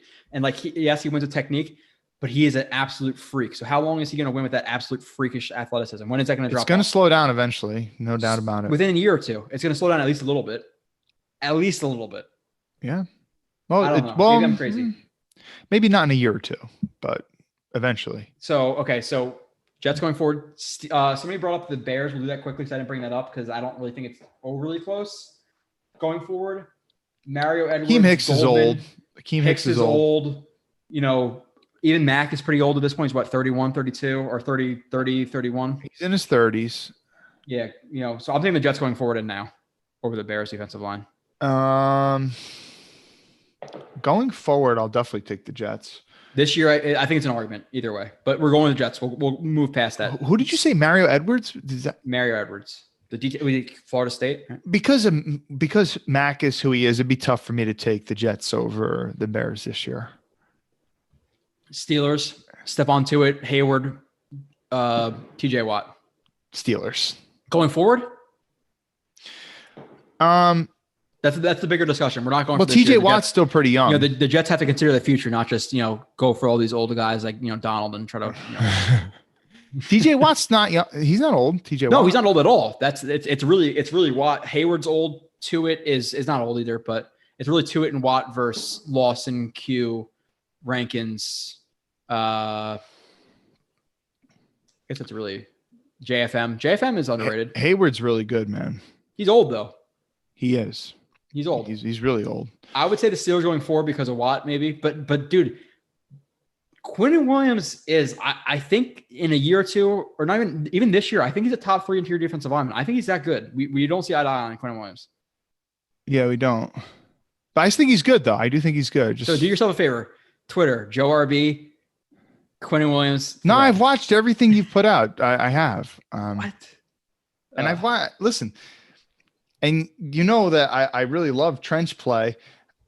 And when I watch the Jets on my own, that he's one of the players I always focus on a lot. I don't think it's the talent that you guys are disagreeing on. I think it is a little bit of the talent. I don't think Quinnen's as explosive as Joe does. But a lot of it for you is the provability too. Like it hasn't been proven yet, the durability, all that stuff Donald brings, where it's nearly guaranteed aside from age. Quinnen Williams is really he's explosive. He's not Aaron Donald level explosive. Obviously, nobody is. He's not an Ed Oliver level explosive. I know. We don't need to. His technique at times is absurdly good. Like absurdly. I agree with good. that. He's very slippery. It's hard for guys to stay on him. He constantly works through blocks and stuff. There's just sometimes when he doesn't win quick in a rep. Like if, let's say, an offensive lineman gets the better of him and gets their hands in early. Well, that comes with being 280 pounds. That comes with being 280 pounds, He's 85 not 280 pounds. Something. He's listed at 303. I don't think he's 303. I think he's like two, maybe two. He might not be. 280s, I'm just telling you what he's 290s. listed as. He looks like he's about around 300, low 300s, but high 290s, low 300. He's definitely not 280 something. No, I would say mid 290s if I had to bet. Maybe. But okay, so the whole Quinn Williams thing. We're going to do a show on Quinn Williams or something. Steelers maybe now going forward. I think I'm taking the Jets because I don't know. That's hard though too, because going forward you're probably not going to have Curry, but it's really JFM Rankins Q, but Rankins is a massive question, like what he's going to be. I'm going to say Steelers. I'm going to say the Steelers. I already had the Quinn Williams over Donald thing if it in a straight up trade. So I'm going to say this. I'll say the Steelers. I'm going to say the Steelers too. Bucks, Barrett, JPP, Sue, Vita Vea, McClendon. I'm taking the Jets for both. No, I'll take the Bucks. I'm going for both. Take the Bucks. I think Barrett's better than going forward. Sue is old. JPP is old. I'll take McClendon's old. Lawson over Barrett for sure. So what's your argument then for now? Yeah, but okay, but think about it though. Like Vea is really underrated. Okay. Right? Quinn Williams is better than Vea. And Fadokasi is really, really. We didn't bring him up. We're talking about defensive linemen. Sue's really old. Old. JPP point. Old. McClendon, old. And so talk about Barrett and Vita Vea versus Lawson, Q, JFM, Rankins, Fadokasi. That's not even a decision. That's not even close to me. Going forward, I'll definitely take the Jets.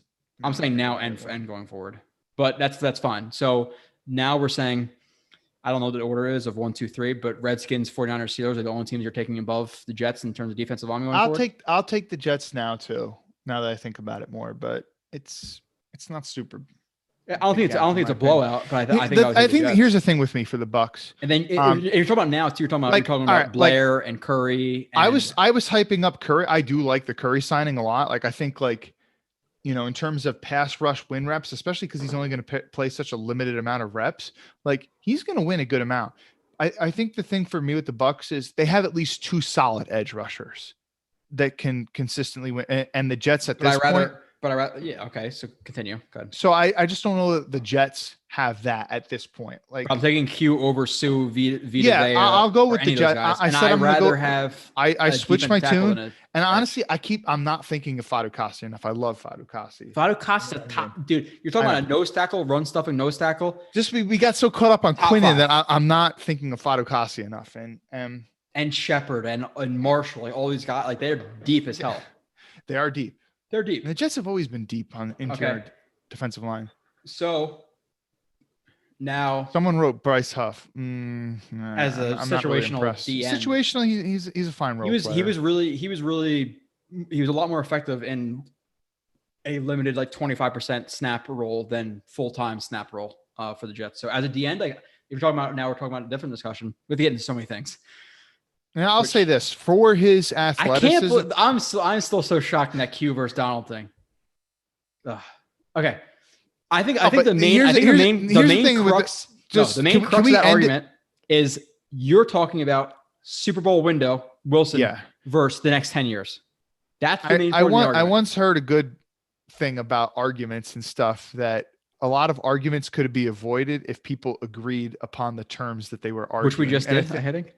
Yeah, I think we were arguing different things for a while, and that was part of the. You're talking about the actual team and going through the Super Bowl window. I'm talking about, like I said, the Newark Tigers. You're drafting Wilson or Donald. Williams or Donald. I'm taking Williams. Age 23 versus 30. It would depend if your Super Bowl team is ready to win. Well, guess what? In a redraft of the league, they're both going pretty early, so you better be confident you're going for it all this year, I guess. Well, that's true. That is true. So someone said Joe Nelson said Zuniga. He was bad. He was really bad last year. I was going to say if I had to take Huff or Zuniga going into this year, I'm taking Huff over Zuniga. Decent shot. Zuniga doesn't make the team this year. Just saying. Which we'll go into in a second. Actually, we'll run for another half an hour. We're going to do some lightning topics. So sure. Jets number 5 receiver core going forward. We agreed on it. I think. We brought in Sabo. He was the equalizer, 5. And the defensive line, we have Redskins, Niners, Steelers above them, mainly because of TJ Watt. But I think the Jets are 4. So if you're talking about the future of the Jets, you keep building. Are we forgetting other teams in there?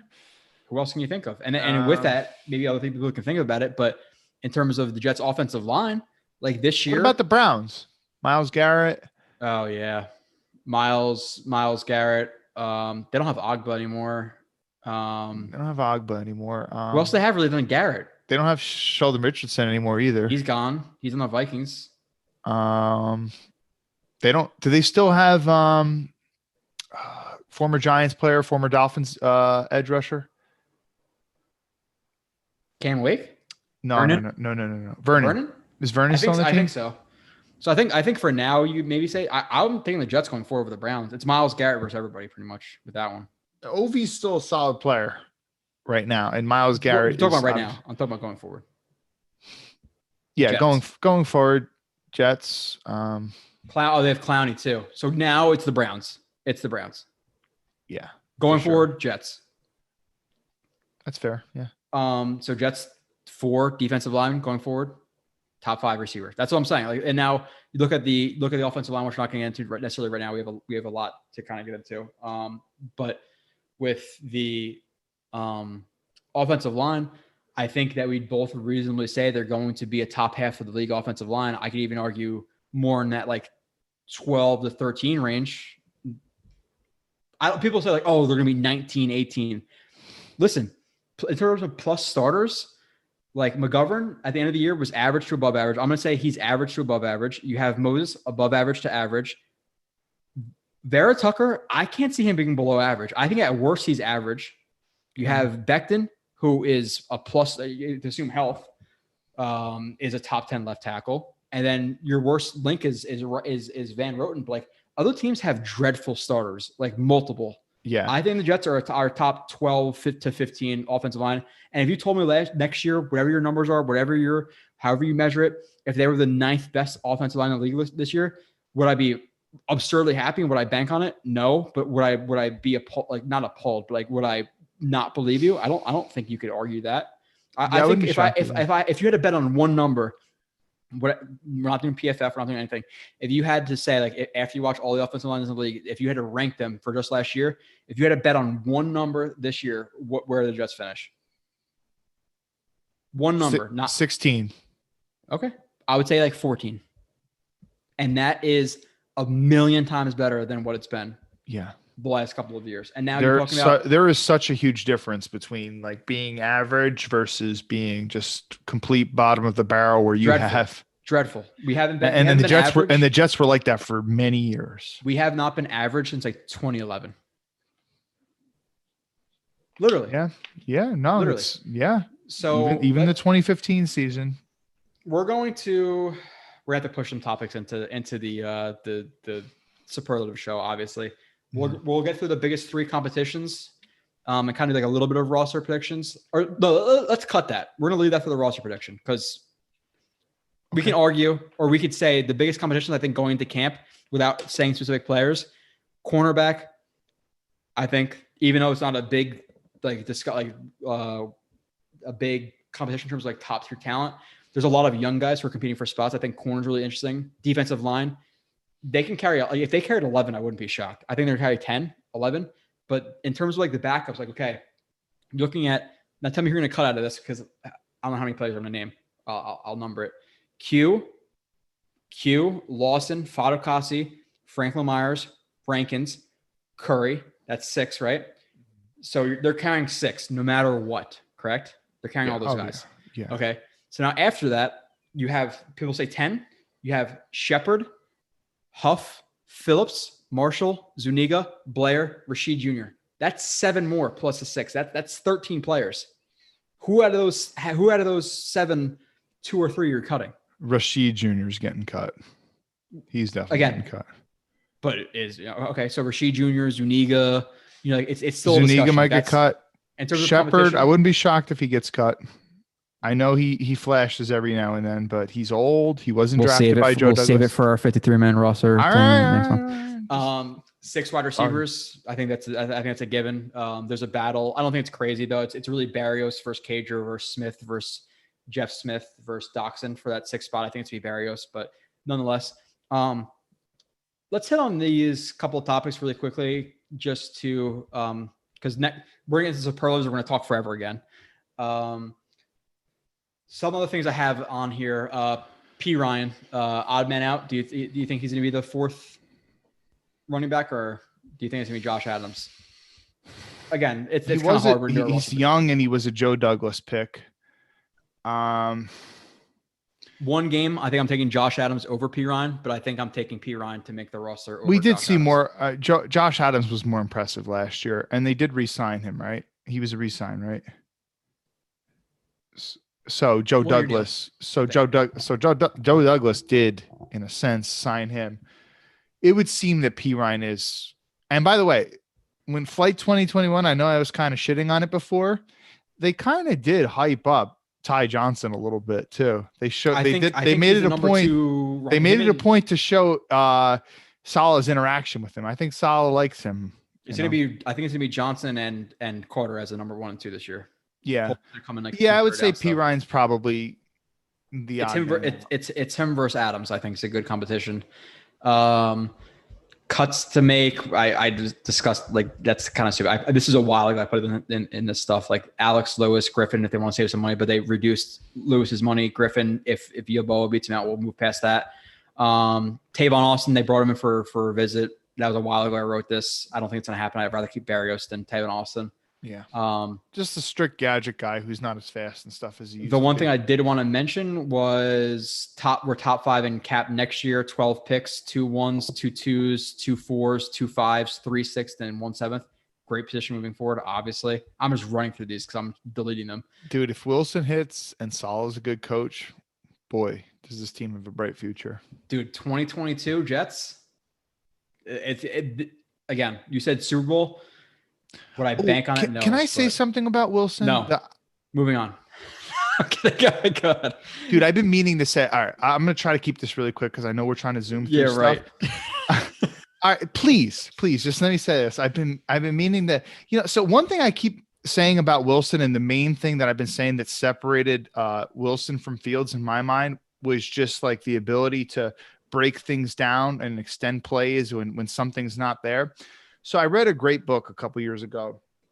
It was called Breaking Down the 2018 Kansas City Chiefs Offense. And it was written by a true X's and O's guy. He's a coach. He's a college coach. His name's Taylor Colstay. He's okay. Now there's a reason why I'm bringing this up. So he compiled his own stats. Like, he literally broke down every single play they ran that year. He put all the film clips and stuff to show what they did. It's a really good book, and a lot of really good X's and O's people and stuff that you'd probably respect. Some people have read it and also said nice things about it. So these are his stats. This is not PFF stats or anything like that. And he said that 2018 Kansas City Chiefs offense that, set records, Patrick Mahomes had 50 something touchdowns that year. He said, even though they had such a good scheme, 27% of the Chiefs' yardage on drop back passes came from quarterback scrambles or broken plays. And what that goes to tell you is that even though Andy Reid drawed up a bunch of good plays, even though Tyreek Hill could get open, even though Travis Kelce can get open, even though the offensive line was pretty good then, Patrick Mahomes was just making shit happen out of structure, right? That's how you, in nowadays game, you have to have that level of athleticism and improvisational skills to make shit happen when it's not there, when you just drop back. And I see that with Wilson. I didn't really see so much of that with Fields. And that's one of the reasons. I trust him a lot more out of structure than Fields. That's one of the reasons why I'm really high on Wilson. And I think that stat, hence the clothing you have on your torso right now. Exactly, man. I'm a huge fan of the kid, man. So I really trust that stat, and I really trust where it came from. And I think it just goes to show you, how having a guy that can do that, why that's so important to an offense. And what I'm trying to say is, you don't get to be a special offense unless you have a guy that can do that every now and then. Yeah. Even though, whatever, Russell Wilson out of structure, Patrick Mahomes out of structure. Hold on. Patrick Mahomes, Russell Wilson, Josh Allen, Deshaun Watson, Aaron Rodgers, all top 5-ish guys right now. Exactly. You have to make plays out of structure.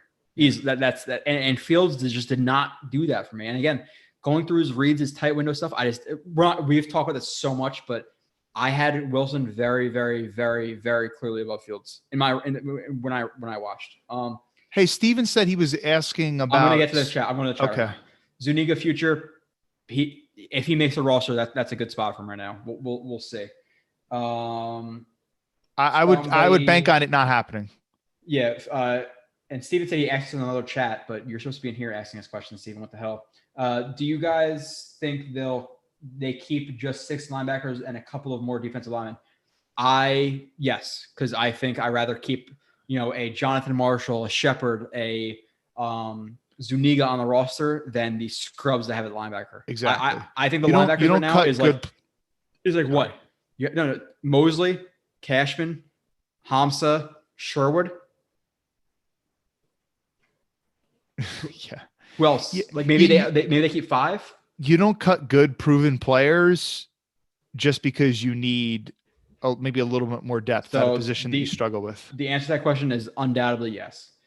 Who makes receiver after Barrios? Nobody. They're only going to carry 6. I don't think they carry 7. That's it. I guess that's the only thing I can see at the top of my head. But yeah, I agree with you. Quickly, we'll go through this. We got about 20 minutes ish. I could do. Julio trade on impact on Jets. As after that happened, I put that in there. I think that makes the Falcons game a lot easier for the Jets and makes the Titans game harder. Where I think both were kind of iffy. Where I think now the Jets will beat the Falcons and probably lose to the Titans. Do you agree with that in terms of the impact on the Jets? Yeah, sure. I mean, yeah, I agree with that. Yes. Biggest needs going forward. What are your top 5? Top of your head, go. Corner. No. Cornerback, a backup cornerback, a backup quarterback. Those are the big top 2. They definitely need another linebacker. I mean, they can't be just. Oh, Davis. Sorry. I didn't mention Davis. So Davis, Mosley, Hamza, Sherwood, Cashman. Those are the 5 I think you make it.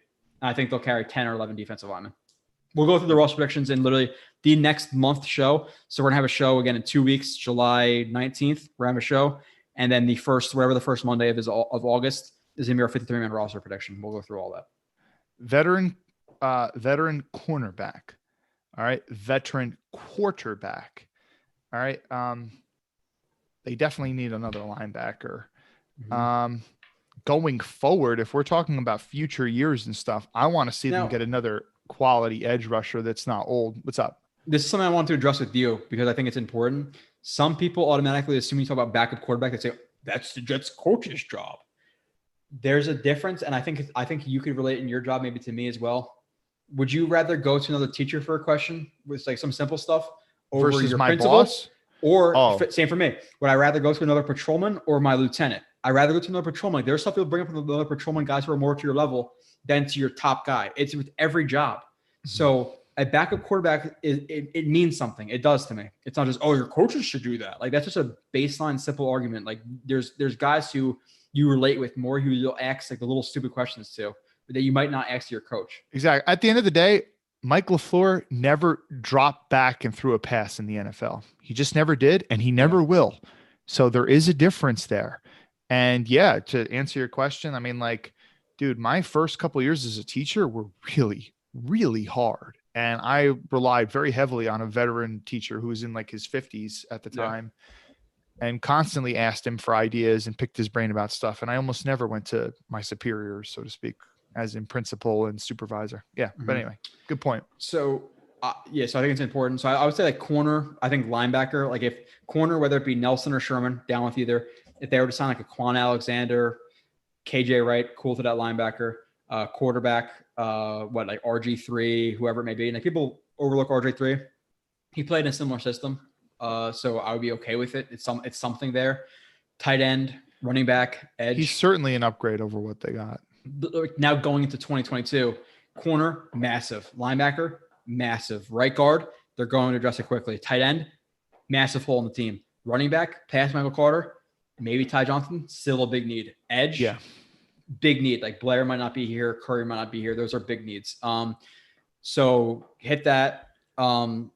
we'll move on. Dude, with when you can have two more two topics. and when you have two quality edge rushers, I mean, just think to those Broncos teams that were good. Think to those Colts teams that were good. When you got two guys that can consistently win off both edges and really close in shit on the quarterback, I mean, that makes. And now you have Q and Rankins. Yeah. and Frank Lemire, so I think is largely underrated by fans. Let's hit two more, maybe three more. I'll ask you at the end. Quick thoughts on re-signing Marcus May. What do you think it should be? You know, obviously they have only at this point, another 9 days to re-sign him before he's to play the whole year on the franchise tag. So what do you think in terms of that? If I'm not mistaken, I think the cap decreased this year, right? Yeah, I think. Usually, I mean, consistently, 10, always 15 million, because of the COVID stuff and all that yeah. kind of stuff. I think that's why. If you hear fireworks in the background, by the way, I don't know. I do. That's the mic guy who just was in the chat. That's funny. Dude, my neighborhood is Baghdad. That's what it sounds like. I actually thought that was coming. I thought I didn't realize it was coming through my headphones. I thought it was coming outside the window. That's my neighborhood from 7:00 at night until 11:00 at night. Wow. Yeah, that's all it is. Can you remind me your question, please? May contract. Yeah. Would you do it? What do you think happens? I would re-sign May. I would want to give him like a 3-year deal because he's kind of old. I wouldn't want to give him much more than that, and I'd be comfortable giving him no more than $12 million a year. I agree. I think. Oh, you agree? I thought you were going to say 12 is too high. So it's maybe it's because I've been hearing more conversations of, I'll be comfortable at 14 with May, which I think is ridiculous. I think May is good. I think May is overrated by fans. I think he's solid, but people are, he's a top 10 safety. I don't see that. There are plays that I've shown Kyle, and you've seen them too. He's getting beat. The ball is just not getting thrown because there's other guys because they have Bless Austin there, and they just throw it to Bless Austin side. So I think he's good. But $13, $14 million, I think 12 is the highest I'm willing to go. You give him a 3-year contract, $36 million, $24 million guaranteed, or maybe like 27. So if you cut him, you lose $3 million. But I don't want to give him a 4-year contract. I don't want to give him a 5-year contract. He's 28 years old. 12 million is the highest I'm willing to go. Marcus May is good. Do you think it's going to happen, or do you think it's not going to happen? I feel like it is going to happen because Saleh talked him up a lot. It seems like Saleh is really high on him. So my guess is that, and usually these things do get settled like right around the franchise tag deadline. Sometimes it looks like it won't happen, and then it does. But we haven't heard a lot from Marcus's side, and I don't think it's going to happen. If I remember correctly, his agent was talking shit on Twitter like many months ago, right? I'm not. And saying like that his client was being undervalued or something like that. Yeah, I heard something about that. Yeah.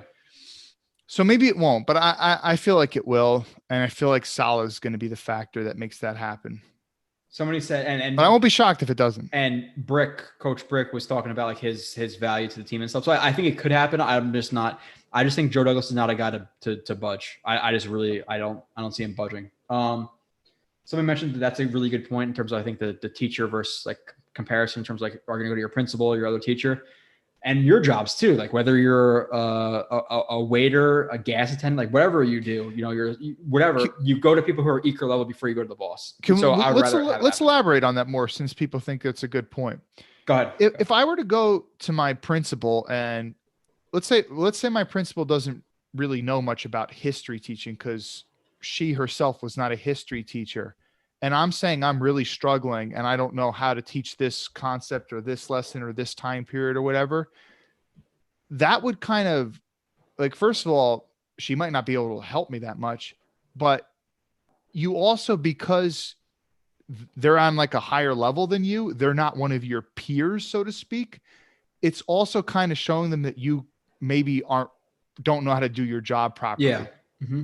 Right. And whereas if you go to a fellow peer who's in the trenches, so to speak, who's also struggled with what you're struggling with, instead of like, it's a lot more comfortable. Yes. Is the point that I'm trying to emphasize here. So Zach will be a lot more comfortable to go to a fellow quarterback than he might be to a coach, which you also want him to be comfortable with a coach too, but it's just natural. It's not the same. It's natural. It's just not the same. So, and that's, you do want to be comfortable going to your coaches, obviously, but again, it's just different when you have a guy who's a peer, who's your friend. Somebody asked about, can you see them playing Ham at safety in terms of Hamza? Yes, I think he's versatile enough to drop into some deep zones where Sherwood is not. So he has a lot more versatility to me, even though I think he will be primarily in the box. Jay, you said great content. Go guys, go Jets. You haven't been here the whole time, Jay. You gotta watch it again. I haven't seen you. Let's see. Joe, arrest them all for illegal use. I don't know if they're shooting up into the air or not. I can't tell. And I'm not arresting people for fireworks. It's 4th of July weekend. You don't arrest people for that anyway, unless it's like a whole different discussion. Somebody said I would give him an average of 14 a year. And no, Marcus is not worth $14 million a year. It's just, he's solid. He's not great. He's just not. Isn't the only safety getting that is Jackson, right? Eddie Jackson. I think he's the only one who's getting around that money. Mike just said, damn, I just realized if you're related to the other Blewetts in this area, that's pretty wild. You got to tell me who you know. What other Blewetts you know? That might be a problem. Listen, and I'm not going to get into it like who if Sue, but I have some aunts and uncles who are heroin and coke addicts. So I hope you know the right person, Yeah, didn't Sam just said that Ashton is a ball hawk free safety? Not so sure about that. Yeah, he's much more reactionary. He has a speed to be ball hawk, but there's a lot more than just speed that comes to ball hawk. 2 more topics. We'll go through it quickly. We'll hit it 9:09. I'll ask you. Becton injuries, how concerning are they to you, not, or are they not? Like, what's your level of concern if you had I am actually concerned about this. It's just it's one little thing after another, and he's young. You get older, naturally you start to get more injuries. If he's having these kind of recurring injuries now at a young age, and let me just say this too, like my older brother, one of the things he liked Becton's tape, and he was saying he's a big dude, and he was bringing up some other, my brother's really good with history of the NFL and different, he'll remember players that played on this team and what college they went to from 10, 20 years ago. And he'll mention these other big players and stuff. I'm they usually don't have the longest careers and stuff. And that's one thing to be concerned with. And he wasn't even trying to talk shit. I was like, yeah, I think you're right. And at this point, Becton hadn't even had these injuries. We weren't talking about injuries that he had when he was in college, but once he got in the NFL, he started to have them. So it's those shoulders, when he's that heavy, those shoulders just really get injured all the time. Who said that? I don't know. Somebody's like, oh dude, that all that weight on those shoulders. I'm like, what the fuck? And then people repeated it. I'm like, what are you talking about? Shoulders? Yeah, that's a weird one. Now you got to be concerned with the lower body stuff. Hold on, can I address this really quickly? I'm sorry to go back to Mike. Lisa is my aunt, and you kind of know an officer Blewett a few towns over too. One, that's either me or my dad. So you know us. That is hilarious. That's funny. It's just weird. Dude, I told you. All right. But your dad's retired though, right? Yeah, he's been retired for years. It's just funny that I was actually at a Devils game. Somebody walked up and was like, Blewett? Joe Blewett? I was like, what's up, brother? It's just cool. I like meeting some guys. Listen, if you guys want to come to a tailgate, let me know. If you don't have a place to tailgate, J1. So you're saying that people you've never met in person before are recognizing you from the online stuff. It's cool, dude. It's really cool. It's pretty humbling. I'm not gonna lie. That's an off story thing, but it's not, that's an off air type of thing. My mom watched Lisa's kids. Yeah. Okay. So some people have either messaged me and be like, oh, I recognized at a game. I didn't walk up, or like I said, I was at a Devils game. I was hammered. And somebody walked up to me they were like, we're on the channel. If he's listening right now, I'm sorry, I forget your name. I know he said he watches. I forget. Sorry. He was staring at me oddly. I'm like, does this kid want to fight? What is going on? I really jumped because it was me and my friend versus 6 kids. I was like, oh shit, something's about to happen right here. Cause we're wearing Rangers jerseys, whatever. And he walks up and yo, what's up, bro? I love the live streams. I'm like, cool, bro. It was just odd. This was this past year? This was the Devils Rangers. Remember they played the last time they played. Yeah. That's funny. I think he mentioned your name too. He said with Kyle, he loves the live stream with Kyle. So it was pretty cool, and I was going to talk about this recently. I wanted to bring it up. Somebody just said they've been watching for a year. I wonder who's in the chat who's been watching since Jet Nation with me and Brendan Dowling. Is there anybody left? But sorry. Where is Brandon Dowling? Is he still? I have no idea. I listen, no disrespect, but we talked about like the top like 5 players on the roster. It would be like this year, it would be like I don't know. We talked about like Geno Smith, and I think that's about it. For like every show, I was like, I can't do this. And then Jet Nation, love Phil. And that I just want to get deeper into film. And then it was TOJ, and that's another off-air discussion. And then Jet X is where I belong. So okay. Moving on to sorry, that got into something different, but back to the injuries. I know you said that you and I interrupted you, so you didn't finish your thought. And some people will say in the chat after this that I interrupted too much, which happens. Yeah, thanks, Mike. Just kidding, Mike. That's funny. No, that stuff's cool. Yeah, so we were talking about Becton and his injuries. Like when my brother said that, I was like, yeah, I get where you're coming from. And yeah, bigger dudes are more susceptible to injuries and stuff. And usually like guys that big don't have really, really, really long careers. Like even like Ogden, like he didn't play super long. Like right now, if you could take Orlando Becton Pace, being very good until 30, you'd take it. Yeah, like it's going to be hard to see Becton being good at 35. I'm having a very tough time seeing that. But now once the injuries actually started to come, you have to be concerned. If you're not concerned, I think you're just it's you trying to twist it because you're a fan. You know, like now is it like a high level of concern? Not necessarily, but yeah, thank God they're not major injuries. I think because of Becton being on the roster, you have to really be aware of who your backup tackle is. Yeah, because if he's missing 3-4 games a year, that's big. That's big.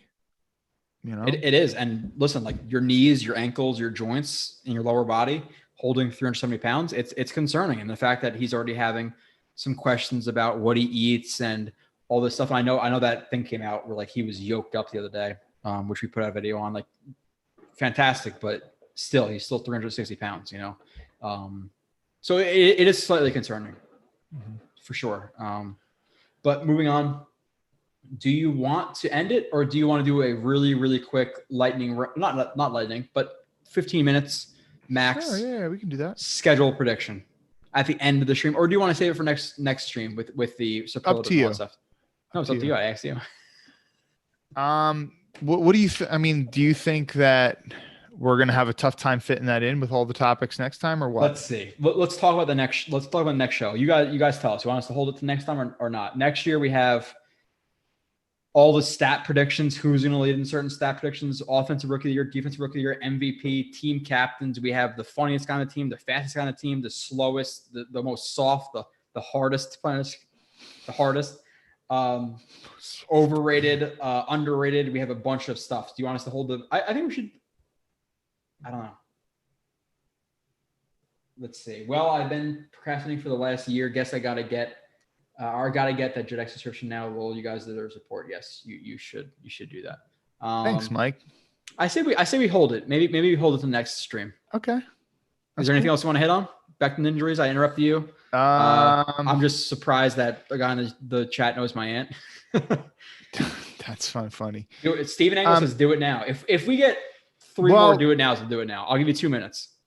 This is up to you. But like there was like a couple but we kind of did talk about Coleman a little bit, and there was like a couple of guys that we didn't like really elaborate on a lot, but it's no big deal, I don't think. I'm waiting 3 more minutes for 3 more yeses. So if you go ahead and who you want to elaborate on a little bit. We have another couple minutes.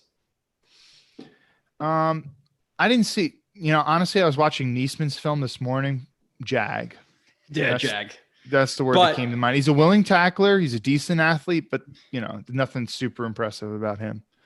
No, I feel like that was one I went into. I wanted to be positive on, but when I watched him, you were super unenthused, or you just really wanted. I think you had people coming over or something.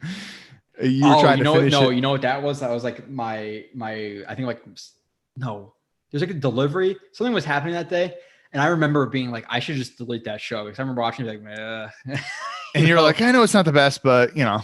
I just wanted to get through it. That was one where I was not excited to do a Neesman review.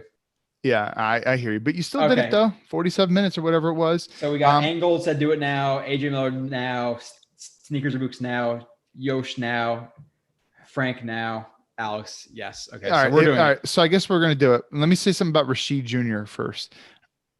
You hate him. Quinn Williams he's on the same level as Quinn Williams. They should both get cut. I wrote down, I don't think he makes the team unless you want an Aaron Maben type of player on your team. Aaron Maben in that 1 year for the Jets was not that like bad. honestly, like other than Lawson, he's probably the best bender on the team, but that's all I can maybe say. Just because the Jets don't really have much benders off the edge. He's weird. He's a weird case where his bend and it's like sometimes it's so hard to explain in videos, and we're doing it now, people. It's so, and then there's some like times where I struggle to explain things. I try to say in the most like humble way. It just comes with the years of watching guys, and it kind of is hard to articulate. He has upper body like flexibility, but in terms of like lower body bend, I don't see it with Rashid. He's a weird player. He's weird with that, but it's hard to like explain exactly. Like I try to explain exactly what I'm looking for and stuff. Like how many times have I explained the insteps and why it's better than the natural lever point of your knee? Like so many things like that. But let's get into the schedule. We'll do it pretty quickly. We need it, Ben. Dude, I do appreciate you guys. You guys are great in terms of like the people who like legitimately support.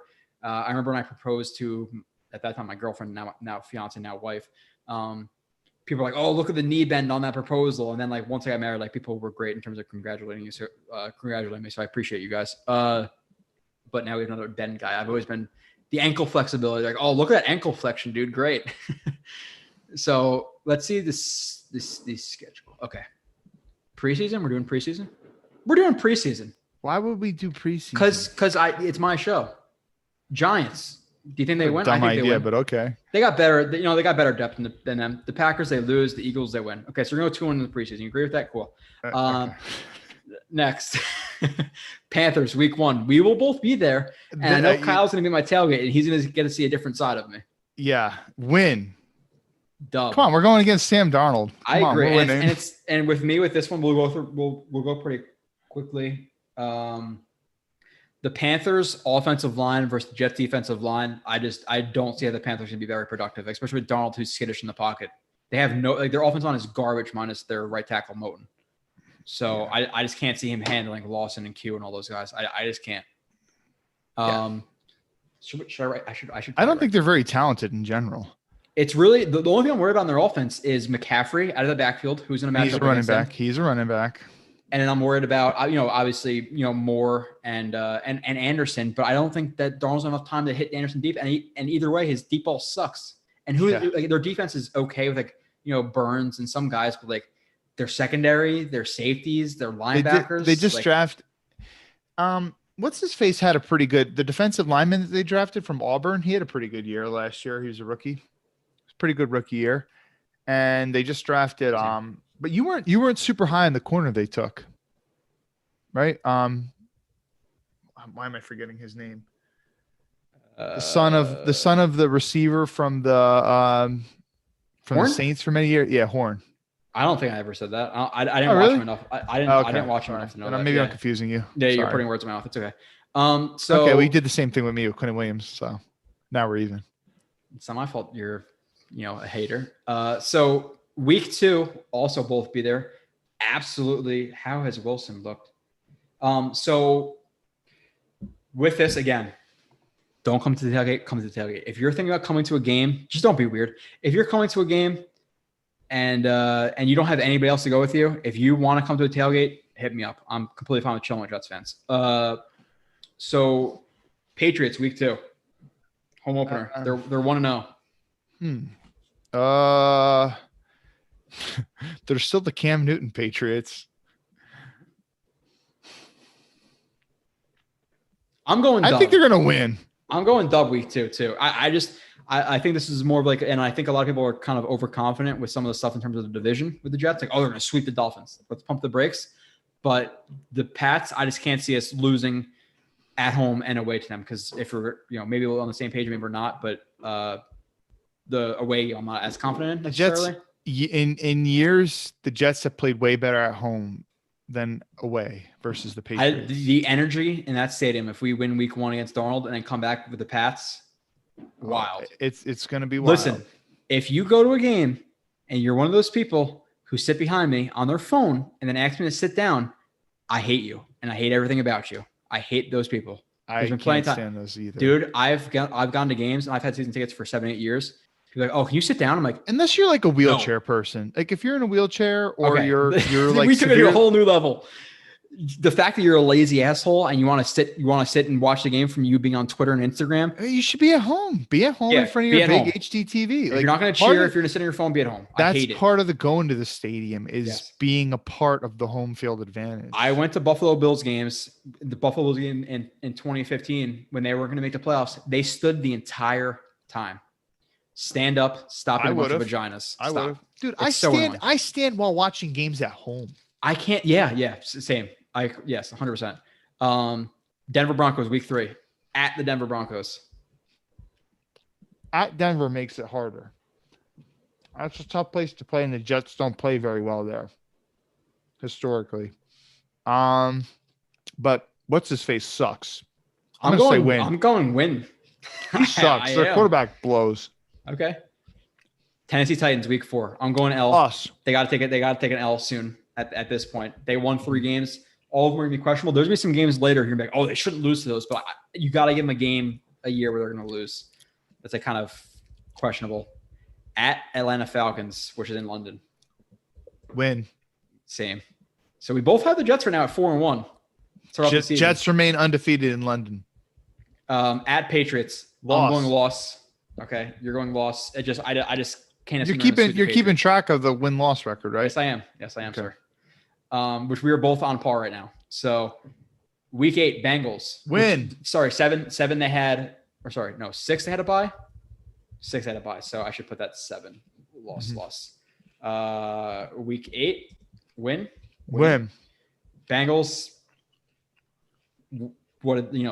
I just don't see their offense. Their coach is bad. Listen, if they got fired, if they drafted Sewell over Chase, there'd be more of a discussion here. But yeah, I don't know about that one. There are people who rather draft Chase than Sewell. The next week 9, loss at the Colts. I agree. And again, we've already given the Broncos, the Patriots. You can argue either way with those. So some of these I'll be a little bit more cautious on. Buffalo Bills at home. Loss. Week 10. I agree. Loss. Miami Dolphins at home. Week 11. I'm going to win. We better be. Yeah, we got to beat these at least once. Yeah, win. We're going to say. Inappropriate word. Okay. I realized you were censoring yourself on one of your shows, and I was like, man, I should probably clean up my language. I censor my shows because we're listen. I'm not going to be overly sensitive to people. Not even kids. Well, some kids, but there are people who in 2021 are extremely soft. There's a college out there who you can't say walk in anymore. They want to change walk in because saying walk in is offensive to people who don't have legs, and now they suggest something else. Ridiculous. Get over yourself. It's a bunch of freaking soft ass. I don't care. Moving on. Texans, I both put it down for us. Win. They're the worst team in the NFL. Yeah. Eagles. Win. Saints. This is the random game where I'll give them a loss because we gave them a lot of wins at this point. But I can see them easily winning. They still have a solid team. They still have a solid team all around. Yeah. I can see them easily winning this game, but we've given them a lot of wins in those like more iffy games where we haven't really given them that like surprising loss yet. Loss in Miami. Have you and I agreed on every one? I think we have. Oh, Saints 15. Hold on, I missed. Okay, so L. Yeah, we've agreed on every one. Sorry if you're offended by me saying people are soft, but it is what it is. 16 Jaguars. Win. Win. I don't. Week 17 Bucks. Loss. Now, this is obviously a discussion on, okay, well, are the Bucs resting their players, assuming they're healthy? It's a loss to me. Probably not, though, because it's still the second to last week, not the last week. Yeah. So last week of the season, Bills away, I'll give them a loss, assuming they're actually playing. Dude, the Bills, they played Miami was trying to get in the playoffs this year. and the Bills throttled them in Buffalo in the final week of they played hard. They didn't want Miami to make the playoffs. Somebody said Teddy WW3. They didn't say this in their thing. He said sign in, offense to no hands. That's great. But yeah, that's where we're at in our country right now. Jets will not beat the Eagles. No shot. Who said that? Based on what? Based on what? Must be an Eagles fan. Yeah, the Eagles are stacked. So, dude, if you're an Eagles fan, you couldn't get anyone to take that job.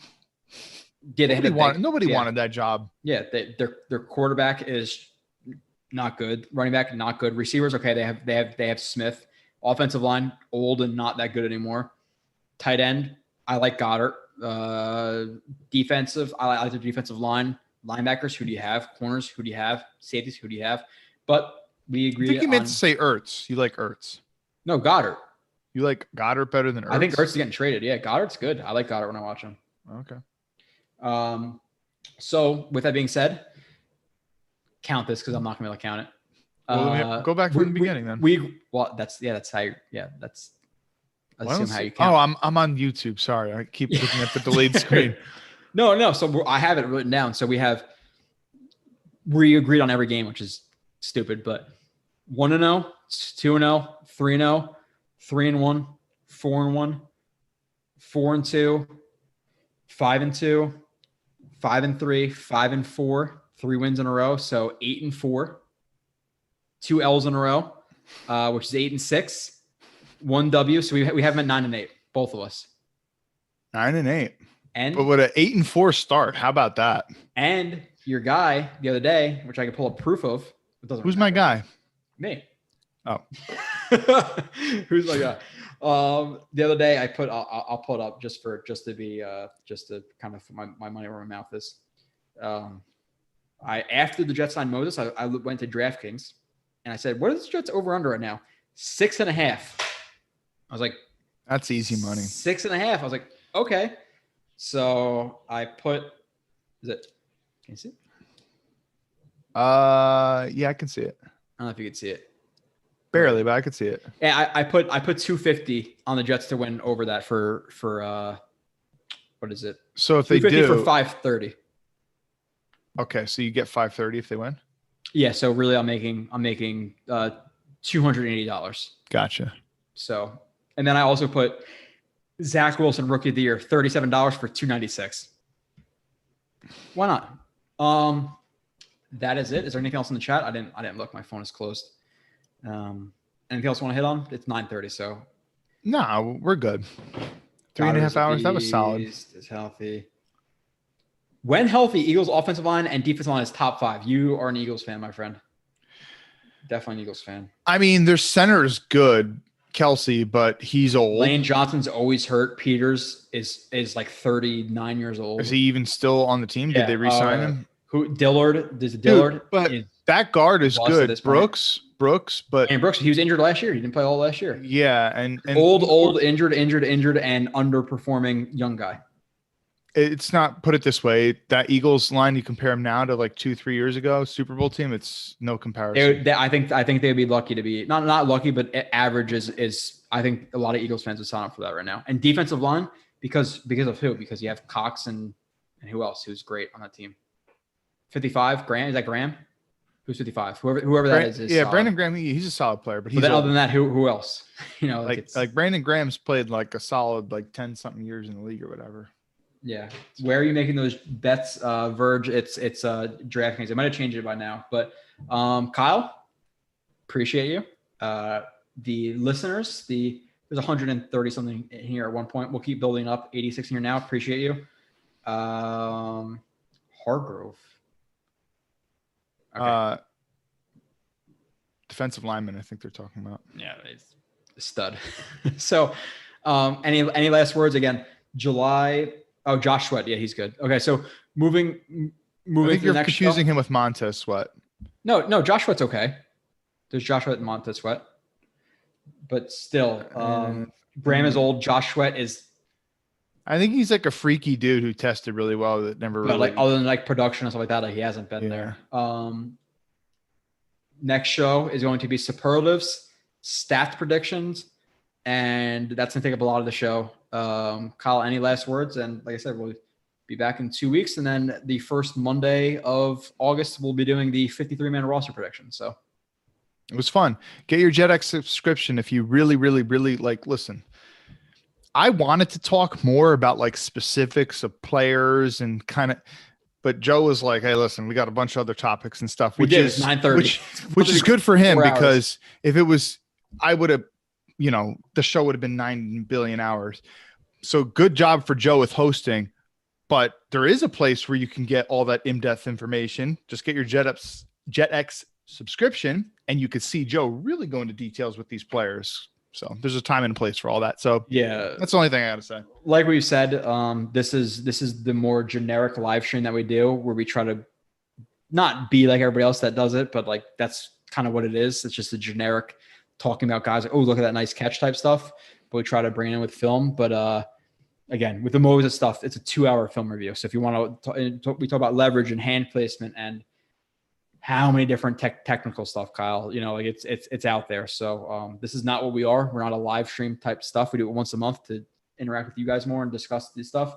But it's fun. The main part of it is the film and breaking down routes and releases and, like how many people in here, stair step technique, like what is that?